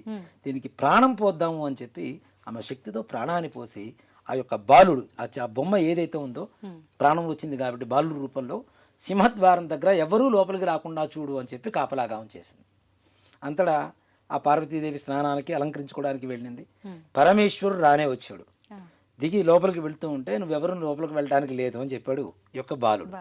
అరే ఈ కైలాసమే నాది నాయన, లోపల ఉన్నది నా భార్య, నేను ఎన్నో రోజుల తర్వాత గజాసుర గర్భ నుంచి బయటకు వచ్చాను, నా భార్యను కలవడానికి వెళ్తున్నాను అంటే లేదు వెళ్ళడానికి లేదు అని అక్కడే అడ్డగిస్తూ ఉంటే ఆయన చేతిలో ఉన్నటువంటి త్రిశూలంతో ఆ యొక్క తలవిని దునివేసి ఖండించేసి ఆ లోపలికి వెళ్ళారు. పార్వతీ పరమేశ్వరులు ఇద్దరు చక్కగా కూర్చొని మాట్లాడుకుంటూ ఉన్నారు ఆనందంగా. ఆ సమయంలో ఈ వాకిలి దగ్గర ఉన్నటువంటి బాలుడి సంగతి మాటల మధ్యలో వచ్చింది వీరికి. అరే నేను చాలా తప్పు చేశాను అని చెప్పి ఆ గజాసురుడి తల ఏదైతే తీసుకుని వచ్చాడో ఆ తలని ఈ యొక్క పిల్లవాడికి అంటించి ప్రాణశక్తిని ధారపోసాడు పరమేశ్వరుడు. అప్పటి నుంచి ఆయన గజాననుడు అయ్యాడు. ఆ బాలుడు కూడా అంటే గజరూపం కలిగినటువంటి ముఖం పెట్టుకున్నారు కాబట్టి గజాననుడు అయ్యాడు అప్పటి నుంచి. ఆ తదుపరి కొంతకాలానికి ఆ గజాననుడిని ప్రశాంతంగా మంచిగా చక్కగా ప్రేమగా చూసుకుంటున్నటువంటి పార్వతీ పరమేశ్వరుడికి సుబ్రహ్మణ్యేశ్వర స్వామి వారి జననం జరిగింది. ఇద్దరు పెద్దవాళ్ళు అవుతున్నారు. దేవతలు మునులు అందరూ వచ్చి విఘ్నాలకి ఎవరినైనా ఒకనైనా అధిపతిగా మాకు చేయండి, నియమించండి అని చెప్పి ప్రార్థిస్తూ ఉంటే పరమేశ్వరుడు ఒకటే మాట చెప్పాడు, వీరిద్దరిలో ఎవరైతే ముందుగా అన్ని నదులలో వెళ్ళి స్నానం చేసి నా దగ్గరకు వస్తారో వారికి విఘ్నాధిపత్యాన్ని ఇస్తాను అని చెప్పి ఆ యొక్క పరమేశ్వరుడు వీరిద్దరికి చెప్పగా సుబ్రహ్మణ్యేశ్వర స్వామి వారి వాహనం ఏమిటి, నెమలి. ఈయన వాహనం ఎలుక కదా, ఇది స్లోగా వెళ్తూ ఉంటుంది. నెమలి బర్ మనం పరిగెడుతూ ఉంటుంది. సుబ్రహ్మణ్యేశ్వర స్వామి వారి నెమలి ఎక్కారు, వాహనం ఎక్కేసి అన్ని నదుల్లో స్నానం చేయడానికి ముందుగా వెళ్ళిపోయారు. ఆ గజానుడు మరుగుజ్జు రూపంలో బాగా పొద్దుగా ఉన్నారు కదా, ఆ తండ్రి దగ్గరికి వెళ్ళి అయ్యా అసలు నా మరుగుజ్జు రూపం అని మీకు తెలుసు, నా అసమర్థత తెలిసి కూడా ఇలాంటి పరీక్ష పెట్టారు అంటే ఇంక నేను ఏమనుకోవాలి, ఏదైనా తరుణోపాయం చెప్పండి అని చెప్పి ఆ పార్వతీ పరమేశ్వరులు ఇద్దరిని కూడా ప్రార్థించారు ఆ యొక్క గణాధి. అంతటా ఆ పరమేశ్వరుడు నాయన నారాయణ మంత్రాన్ని ఏదైతే అష్టాక్షరి ఓం నమో నారాయణాయ అనేటువంటి అష్టాక్షరి మంత్రం ఉంటుందో ఆ మంత్రాన్ని స్మరిస్తే చాలు నువ్వు ముల్లోకాల్లో స్నానం చేసినటువంటి అన్ని నదుల్లో స్నానం చేసినటువంటి పుణ్యఫలితం లభిస్తుందని చెప్పారుట. అంతటా ఆ గజానుడు ఏం చేశాడు, నారాయణ మంత్రం చదువుకుంటూ ప్రత్యక్ష దైవాలైనటువంటి తల్లిదండ్రులకి ప్రదక్షిణ చేస్తూ ఉన్నారట. మనం చాలామంది అంటే కథగా కాకుండా నేను చెప్తున్నానమ్మా, చాలామంది వినాయకుడికి పూజ చేస్తున్నాం, అంత పత్రి తీసుకొస్తున్నాం, అన్ని లడ్లు నైవేద్యం పెడుతున్నాం, ఇన్ని మోదగాలను నివేదన పెడుతున్నాం, 9 రోజులు చేస్తున్నాం, భజనలు చేస్తున్నాం, పూజలు చేస్తున్నాం అని చెబుతున్నాం. వినాయక చవితి చెయ్యాలి అంటే చేస్తున్నాము అంటే వినాయకుడు ఏం చేశాడో అది మనలో నింపుకోవాలి. తల్లిదండ్రుల్ని దైవంగా చూశారు కాబట్టి మనం కూడా వినాయకుడిలాగా మారాలి. అదే వినాయకుడి వ్రత కథ యొక్క పరమార్థం. అసలు మనం తల్లిదండ్రులను పూజించండి అని చెప్పడమే వినాయకుడు చెప్పినటువంటి పరమార్థం, ఈ కథలో ఉండేటువంటి పరమార్థం. కాబట్టి ఆ తల్లిదండ్రులకి ఇద్దరికి కూడా చక్కగా ప్రదక్షిణాలు చేస్తూ ఉన్న సమయంలో ఈ సుబ్రహ్మణ్యేశ్వర స్వామి వారు ఏ నది దగ్గరికి వెళ్తే స్నానానికి వెళ్తూ ఉంటారో గణపతి ముందుగానే ఆ నదిలో స్నానం చేసి ఆయనకి ఎదురుగా వస్తున్నారు. తల్లిదండ్రులకు ప్రదక్షిణ చేస్తున్నటువంటి ప్రభావం నారాయణ మంత్ర ప్రభావం చేత అంతటా సుబ్రహ్మణ్యేశ్వర స్వామి వారు అన్ని నదుల్లో స్నానం చేసి ఈ కైలాసానికి చేరుకునేసరికి గజానుడు అక్కడే ఉన్నాడు. అన్నీ కంప్లీట్ చేసి నాకంటే ముందు వచ్చారు కాబట్టి ఆయనకే ముందుగా ఈ విఘ్నాలకు అధిపతిగా ఆయనే చేయండి అని చెప్పారు. భాద్రపద శుద్ధ చవితి రోజున ఈ గజానుడికి విఘ్నాలకి అధిపతిగా చేసి ఆయనకి విఘ్నేశ్వరుడు అనేటువంటి నామకరణం చేశారు. అంతటా ప్రపంచం మొత్తానికి ఉండేటువంటి విఘ్నానికి అధిపతిగా ఉండేటువంటి విఘ్నేశ్వరుడికి ఆ రోజున అందరూ పూజ చేస్తారు కదా. కుడుములు, ఉండ్రాళ్ళు, లడ్డూలు, కొబ్బరి అలానే పండ్లు, ఫలాలు అనేక రకాలుగా నివేదనలు పెడితే ఆయన కడుపులో పట్టినన్ని పట్టించుకొని కొన్ని తన వాహనమైనటువంటి ఎరుకకి ఇచ్చి కొన్ని చేత ధరించి చక్కగా పట్టుకొని కైలాసానికి వచ్చారట. తల్లిదండ్రులు చూశారు. అదే రోజున ఇప్పుడు పట్టాభిషేకం చేసినప్పుడు తల్లిదండ్రులకు నమస్కారం చేయాలి కదా. కాబట్టి నమస్కారం చేద్దాము అని చెప్పి కిందకి ఇలా వంగుతూ ఉంటే పొట్ట కింద కనుక్కుంటేనేమో కాళ్ళు పైకి వెళ్తున్నాయి, కాళ్ళు కింద పెడితేనేమో పొట్ట అందటం లేదు. సో అంత భారీ విగ్రహం కావడం చేత వినాయకుడు అలా కష్టపడుతున్నటువంటి ప్రయాసపడుతున్నటువంటి సమయంలో ఆకాశంలో ఉన్నటువంటి చంద్రుడు, ఆకాశం కూడా కాదు ఓ మాట చెప్పాలంటే సాక్షాత్ పరమేశ్వరుడికి నెలవంక శిరస్సులో ఉంటుంది కాబట్టి ఆయన శిరస్సు ఉన్నటువంటి ఆ నెలవంక చంద్రుడు చూసి ఈ వినాయకుడిని చూసి నవ్వేట. ఇప్పుడు మనిషికి మన దృష్టి దోషాలు అని చెప్పి చూస్తూ ఉంటాం. ఇప్పటిది కాదు, దేవతలకు కూడా తప్పలేదు, మనుషులకే కాదు దేవతలకు కూడా తప్పలేదు. అంటే కన్ను పడితే, దృష్టి పడితే ఏదైనా సరే, నరుడు దృష్టి పడితే నల్లరాయన నుగ్గైపోతుంది అంటాం కదా. అలాగే చంద్ర దృష్టికి ఆయన పొట్ట పగిలి ఆయన పొట్టలో ఉన్నటువంటి కుడుములు, ఉండ్రాళ్ళు, పండ్లు, ఫలాలు, ఈ కొబ్బరి ఇవన్నీ కూడా ఆ ప్రదేశం అంతా కూడా డొర్లుతూ ఉన్నాయట. ఇది చూసినటువంటి పార్వతీదేవికి చాలా కోపం వచ్చింది. అరే నా కుమారుని చూసి నువ్వు నవ్వుతావా అని చెప్పి, నిన్ను ఎవరైతే చూస్తారో వాళ్ళు నీలాప నిందలకు గురవుతారు అని చెప్పి పార్వతీదేవి శాపం ఇచ్చింది. ఈ సమయంలో సప్త మహర్షులు యాగం చేస్తూ ఉన్నారు. యాగం చేస్తూ ఉంటే అగ్నిదేవుడికి సప్త మహర్షుల భార్యల మీద కోరిక కలిగింది. ఆ సంగతి అరుంధతి తెలుసుకున్నది. తెలుసుకొని ఆమె రూపం తప్పించి మిగిలిన 6 పత్నుల రూపమంతా కూడా ఆవిడే అవతరించి వాళ్ళందరికీ కూడాను, వాళ్ళందరూ ఇక్కడే ఉన్నారు, ఋషిపత్నులు మాత్రం ఋషులతో ఉన్నారు. కానీ ఒక అగ్నిదేవుడితో ఉండేటువంటి ఈ 6 మాత్రం ఋషిపత్నుల రూపంలో అరుంధతీదేవి మాత్రమే ఆ రూపాన్ని అక్కడ కలుగజేసింది, మాయా రూపంలో.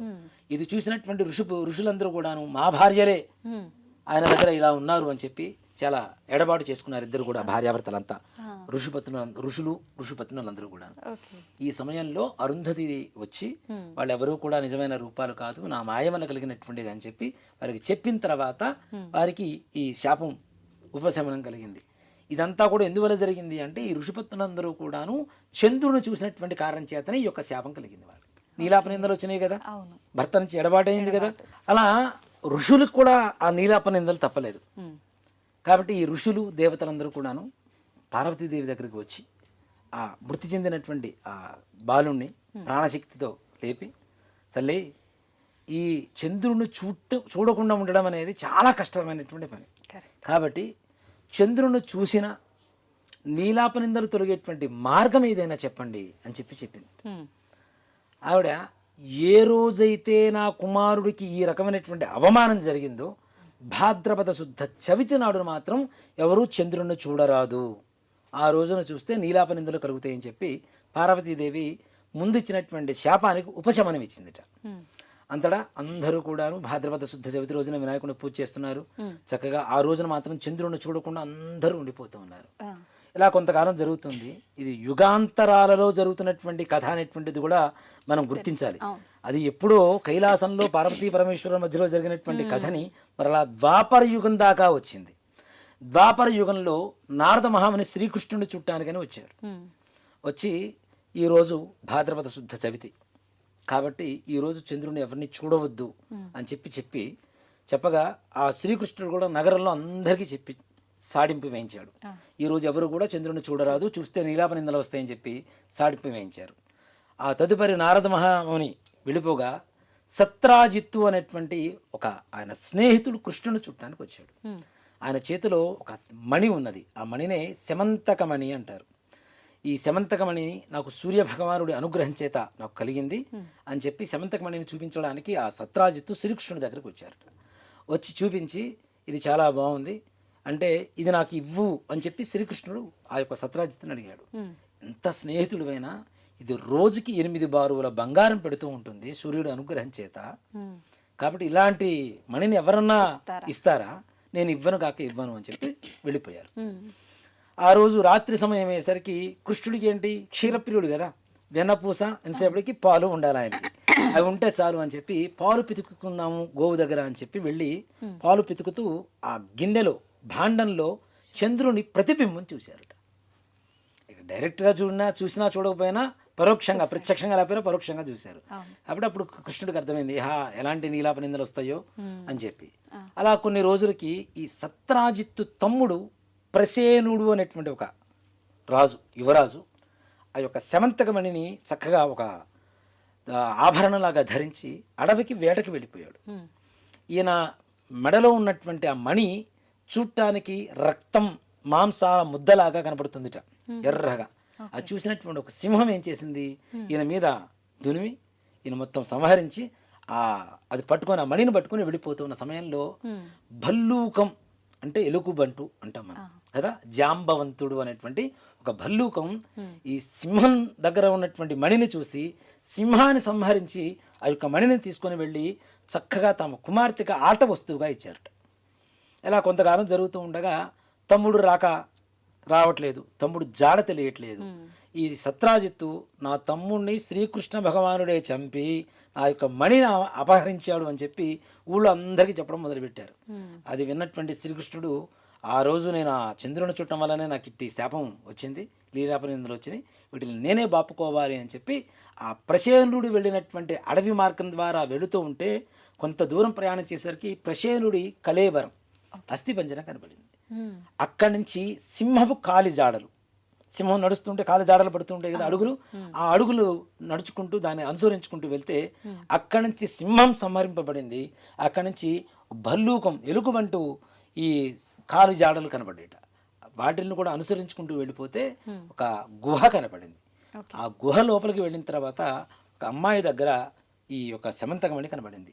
అది తీసుకుందామని చెప్పి దగ్గరికి వెళ్తూ ఉంటే అమ్మాయి గట్టిగా అరిచేసరికి లోపల ఉన్నటువంటి జాంబవంతుడు వచ్చి యుద్ధాన్ని చేస్తూ ఉన్నారట. ఇద్దరు యుద్ధం చేస్తున్నారు. ఇలా 28 రోజుల పాటు యుద్ధం జరిగింది. ఇలా కృష్ణుడి మీద పడి యుద్ధాన్ని చేస్తూ ఉన్నారట జాంబవంతుడు. ఇలా 28 రోజుల పాటు యుద్ధం జరిగింది. ఈ యుద్ధంలో జాంబవంతుడు మొత్తం క్షీణహీనుడైపోయాడు, ఉన్న బలమంతా కూడా తగ్గిపోయింది. అప్పుడు ఈ యొక్క జాంబవంతుడికి కనిపించింది, నాయనా నువ్వు ఎవరో కాదు, నా శ్రీరామచంద్రమూర్తివే. త్రేతాయుగంలో నా మీద ఉన్నటువంటి ప్రేమ వాత్సల్యాలతో ఏదైనా ఒక వరం కోరుకో అంటే నీతో ద్వంద్వ యుద్ధం చేయాలని చెప్పి అప్పట్లో వరం కోరుకున్నాను. అది కాలక్రమేపీ జరుగుతుందని చెప్పి మీరు అప్పుడు వరం ఇచ్చారు. ఇన్ని రోజులు యుద్ధం చేశాను అంటే మీరు సాక్షాత్ నా శ్రీరామచంద్రమూర్తి అని చెప్పి నేను ఎరింగితిని, కాబట్టి నన్ను రక్షించు నాథ అని చెప్పి ప్రార్థిస్తే ఆ యొక్క ప్రేమతో ఆ శ్రీకృష్ణ భగవానుడు ఆయన యొక్క శరీరానంతా కూడా అలా నిమిరారట. ఆయనకు ఉండేటువంటి గాయాలన్నీ కూడా తగ్గిపోయి మరలా శక్తివంతుడయ్యాడు. అప్పుడు జాంబవంతుడు ఎందుకోసం వచ్చారు ఏమిటి అంటే ఇలా జరిగింది అని చెప్పి ఆ వృత్తాంతం అంతా కూడా చెప్పిన తర్వాత ఆ యొక్క శమంతకమణినే కాకుండా ఆయన కుమార్తె అయినటువంటి జాంబవతిని కూడా ఆయనకి ఇచ్చి పంపించి వేశారు.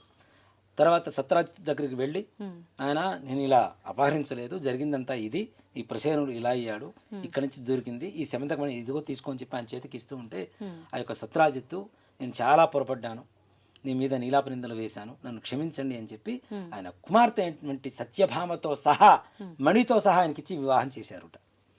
అంతటా ఆ శ్రీకృష్ణుడు ఉన్నటువంటి నీలాపనిందలన్నీ కూడా బాపుకున్నారు. ఈ మహర్షులు దేవతలందరూ కూడా మరలా ఆయన దగ్గరికి వెళ్ళి శ్రీకృష్ణుడి దగ్గరికి నువ్వు అన్నీ తెలిసిన వాడివి కాబట్టి నువ్వు ఈ నీలాప నిందలు నియంత్రణ నువ్వు బాపుకున్నావు.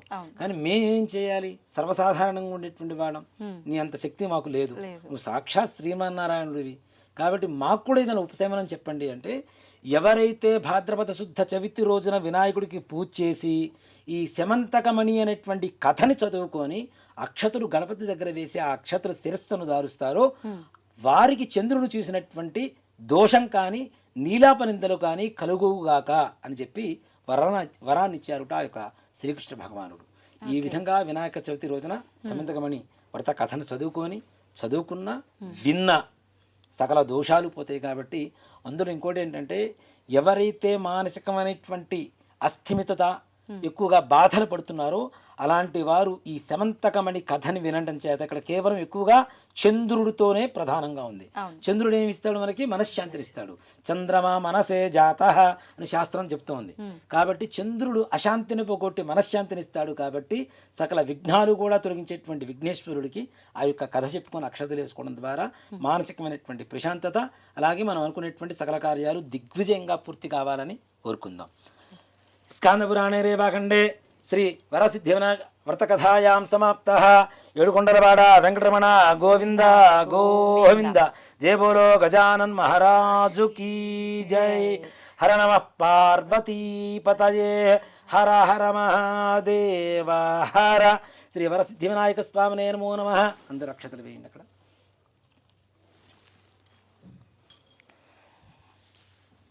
ధ్యానావాహనాది షోడశోపచార పూజాం సమర్పయామి. అగ్రవతి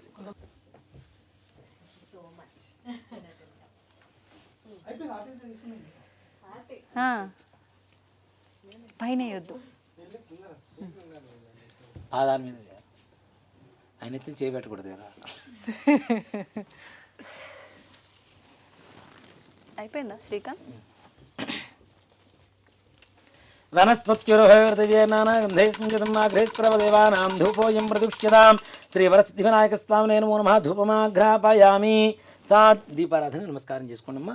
సాధ్యం త్రివృత్తి సంయుక్తం వన్నినా యోచితం ప్రియం గృహాణ మంగళం దీపం త్రైలోక్యం దివ్రావః భక్త్యాదీం పరిత్యామ దేవాయ పరమాత్మనే త్రాహి మాన్ గాద్ఘోరా దివ్య జ్యోతిర్నమోస్తుతే. సాక్షాత్ ప్రత్యక్ష దీపం దర్శయామి. కొద్దిగా నీడు అక్కడ చూపించేసి ప్లేట్ వదిలిపెట్టేసాడు అమ్మా. ధూపదీపాంతరం శుద్ధ ఆచమనీయం సమర్పయామి. నైవేద్యం ఈ వినాయక చవితి కూడా తినకుండానే పెట్టేస్తున్నారు ముందుగానే ఆయనకి అన్ని రకాలు. ముందు పెడితే గుర్తుంటుంది. వినాయక చవితికి ఆయన ఖాళీ ఉండాలి కడుపు, అలాంటిది ఖాళీ లేకుండా చేసేసారు పాపం ఆయనకి.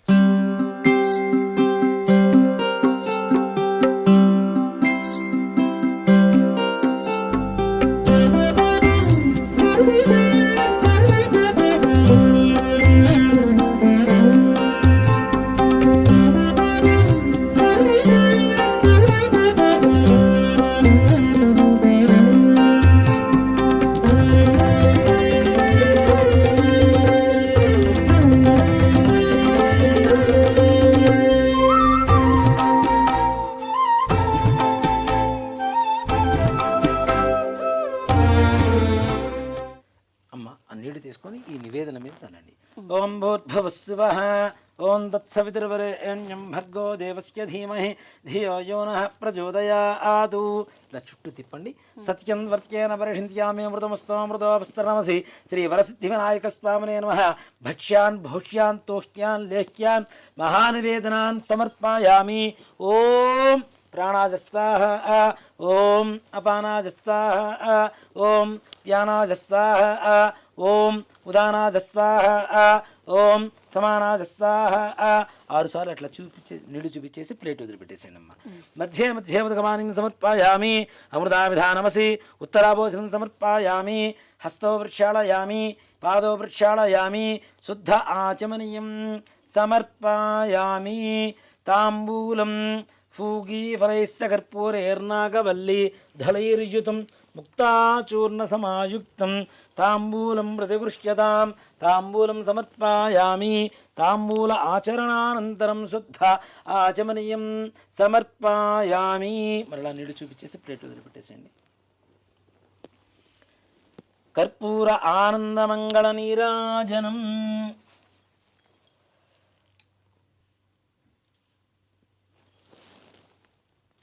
ఓం సంరాజించ విరాజించాభిశ్రీర్యాజనో గృహే లక్ష్మీరాష్ట్రస్తయా ముఖే తయామాసకందృజామసి హిరణ్యపాత్రం మధా పూర్ణం దధాతి మధవ్యో సానీతి ఏకదా బ్రహ్మణ ఉపహరతి ఏకదైవ యజమాన ఆజస్తేజో దధాతి కర్పూర ఆనందమంగళ నీరాజనం దర్శయామి. నీళ్లు అలా చూపించేసి ప్లేట్ వదిలిపెట్టేసేయండి. నీరాజనానంతరం శుద్ధ ఆచమనీయం సమర్పయామి నమస్కరోమి.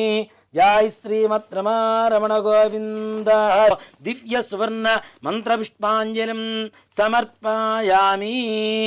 విశ్వేశాయ నమో నమః.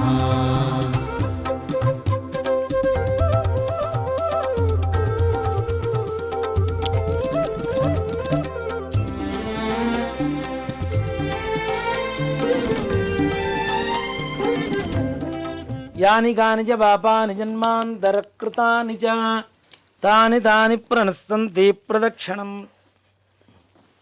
ఇప్పుడు ప్రదక్షిణ చేయాలి నాన్న. యాని కాని చ పాపాని జన్మాంతరకృతాని చ తాని తాని ప్రణశ్యంతి ప్రదక్షిణం పదే పదే.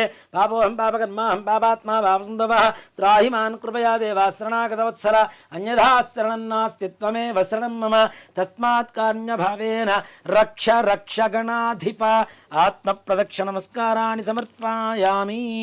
ఛత్రమాచ్ఛాదయామి చామరం వీజయామి నృత్యం దర్శయామి గీతం శ్రావయామి ఆందోళికానారోహయామి గజానారోహయామి అశ్వానారోహయామి శకడానారోహయామి సమస్తరాజోపచార శక్త్యోపచార భక్త్యోపచార పూజాం సమర్పయామి.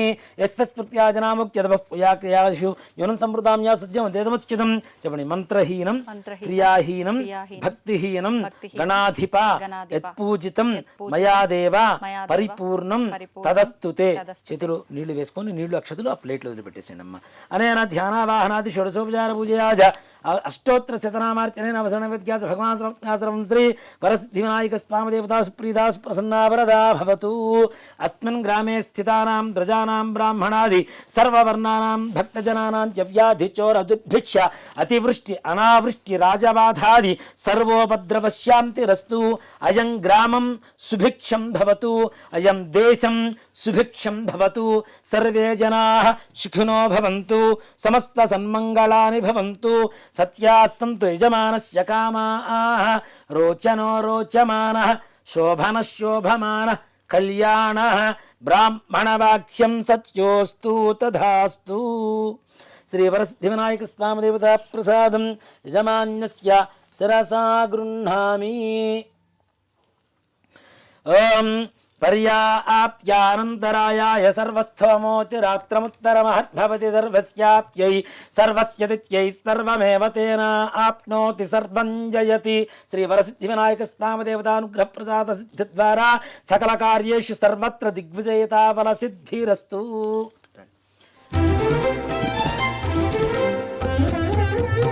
అనంత విభవాయైవ పరేషాం పరరూపిణి. అనంత విభవాయైవ పరేషాం పరరూపిణి. శివపుత్రాయ దేవాయ గుహాగ్రజాయ తే నమః. గుహాగ్రజాయ తే నమః. వినాయక స్వామి దేవత పరిపూర్ణ అనుగ్రహ ప్రసాద సిద్ధిరస్తు. అమ్మా సంపూర్ణమైంది పూజా కార్యక్రమం. ఓకే, థ్యాంక్ యూ గురుగారు.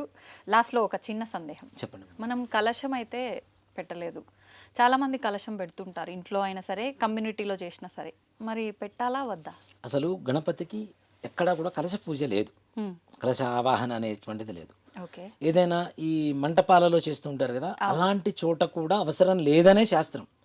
కానీ ఏంటి అంటే వాళ్ళకి ఎక్కువసేపు చేయించుకోవాలని ఒక తాపత్రయంతో ఈ నవగ్రహ మండపారాధన ఈ కలశం అనేది పెడుతున్నారు. కానీ అసలైతే శాస్త్ర ప్రకారం గణపతికి ఎక్కడా కలశ ఆవాహన చేసి పూజ చేయాలనేది ఏ శాస్త్రాల్లో కూడా, అంటే మనకి ఈ గణపతి నవరాత్రులలో భాద్రపద శుద్ధ చతుర్థి రోజు వచ్చేటువంటి వినాయక చవితి పూజలో మాత్రం ఎక్కడా లేదు. కాబట్టి కలశం పెట్టుకునేటువంటి వారి ఇష్టం, కానీ అసలైతే అక్కర్లేదనే చెప్తారు. ఓకే, ఇప్పుడు ఇది కదిలించడానికి వీలు లేదని మీరు మధ్యలో చెప్పారు కదా, మరి ఇప్పుడు పూజ సమాప్తమైంది, అయిపోయింది, ఇప్పుడు దాన్ని కదిలించుకోవచ్చు. ఓకే, అది కదిలిస్తే పూజ అయిపోయినట్టే లెక్క. ఓకే. అయితే నేను స్టార్టింగ్లో చెప్పాను ఇంట్రోలో, ఎన్ని రోజులు ఉంచాలి నవరాత్రులు అంటే?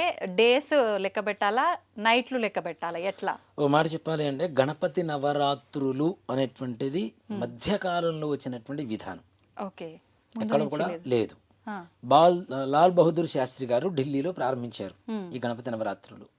గణపతి నవరాత్రులు అనేటువంటిది ఎక్కడా కూడా సశాస్త్రమైనటువంటి ఇదైతే కాదు. గణపతి పూజ చేయమని చెప్పారు.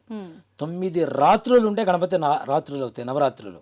కాబట్టి గణపతి నవరాత్రులు చేయడం అనేది ఒక ఆనవాయితీగా చేస్తున్నాం కాబట్టి దాంట్లో తప్పు లేదు. మన హిందూ ధర్మం ఇంకాస్త ఉద్భవం పునరుద్ధరణ జరుగుతుంది కాబట్టి నవరాత్రులు అంటే 9 రాత్రులు కావాలి. 10వ రోజు పొద్దున ఏదైతే ఉంటుందో ఆ రోజున ఉద్వాసన చెప్పాలి. అది కూడాను మంగళవారం శుక్రవారం కాకుండా ఉంటేనే, మంగళవారం శుక్రవారం అయితే 10 రాత్రులైనా పూజ చేసి 11వ రోజు పొద్దున తీయవచ్చు. ఇంట్లో పూజ చేసుకుంటాం. మరుసటి రోజు పొద్దున్నే శుక్రవారం కానీ మంగళవారం కానీ వచ్చింది, కానీ ఆ రోజున తీయకుండా 3వ రోజు తీసుకోవచ్చు. దాంట్లో ఏమాత్రం కూడా అభ్యంతరం లేదు. సంతోషం గురుగారు, చాలా చక్కగా జరిపించారు పూజ. అందరికీ అర్థమయ్యే రకంగా చక్కగా కథ కూడా వివరించారు, పూజా విధానం కూడా చక్కగా వివరించారు, చేశారు. ధన్యవాదాలు గురుగారు. శ్రీమాత్రే నమః. శ్రీ గురుభ్యో నమః. చూసారు కదండి పూజ అయితే ఏ రకంగా జరిగిందో. మీరందరూ కూడా ఎటువంటి సందేహం లేకుండా, నాకు తెలిసినంత వరకు నాకున్న సందేహాలు మీలో కొంతమంది కూడా ఉన్నాయని అనుకుంటున్నాను. ఆ సందేహాలు కొంతవరకు నివృత్తి అయ్యాయని అనుకుంటున్నాను. మీరందరూ చక్కగా ఈ వీడియో ఆన్ చేసి పెట్టుకొని ఎవరికి వాళ్ళు పూజ చేసుకోవచ్చు. అందరికీ మరొకసారి వినాయక చవితి శుభాకాంక్షలు.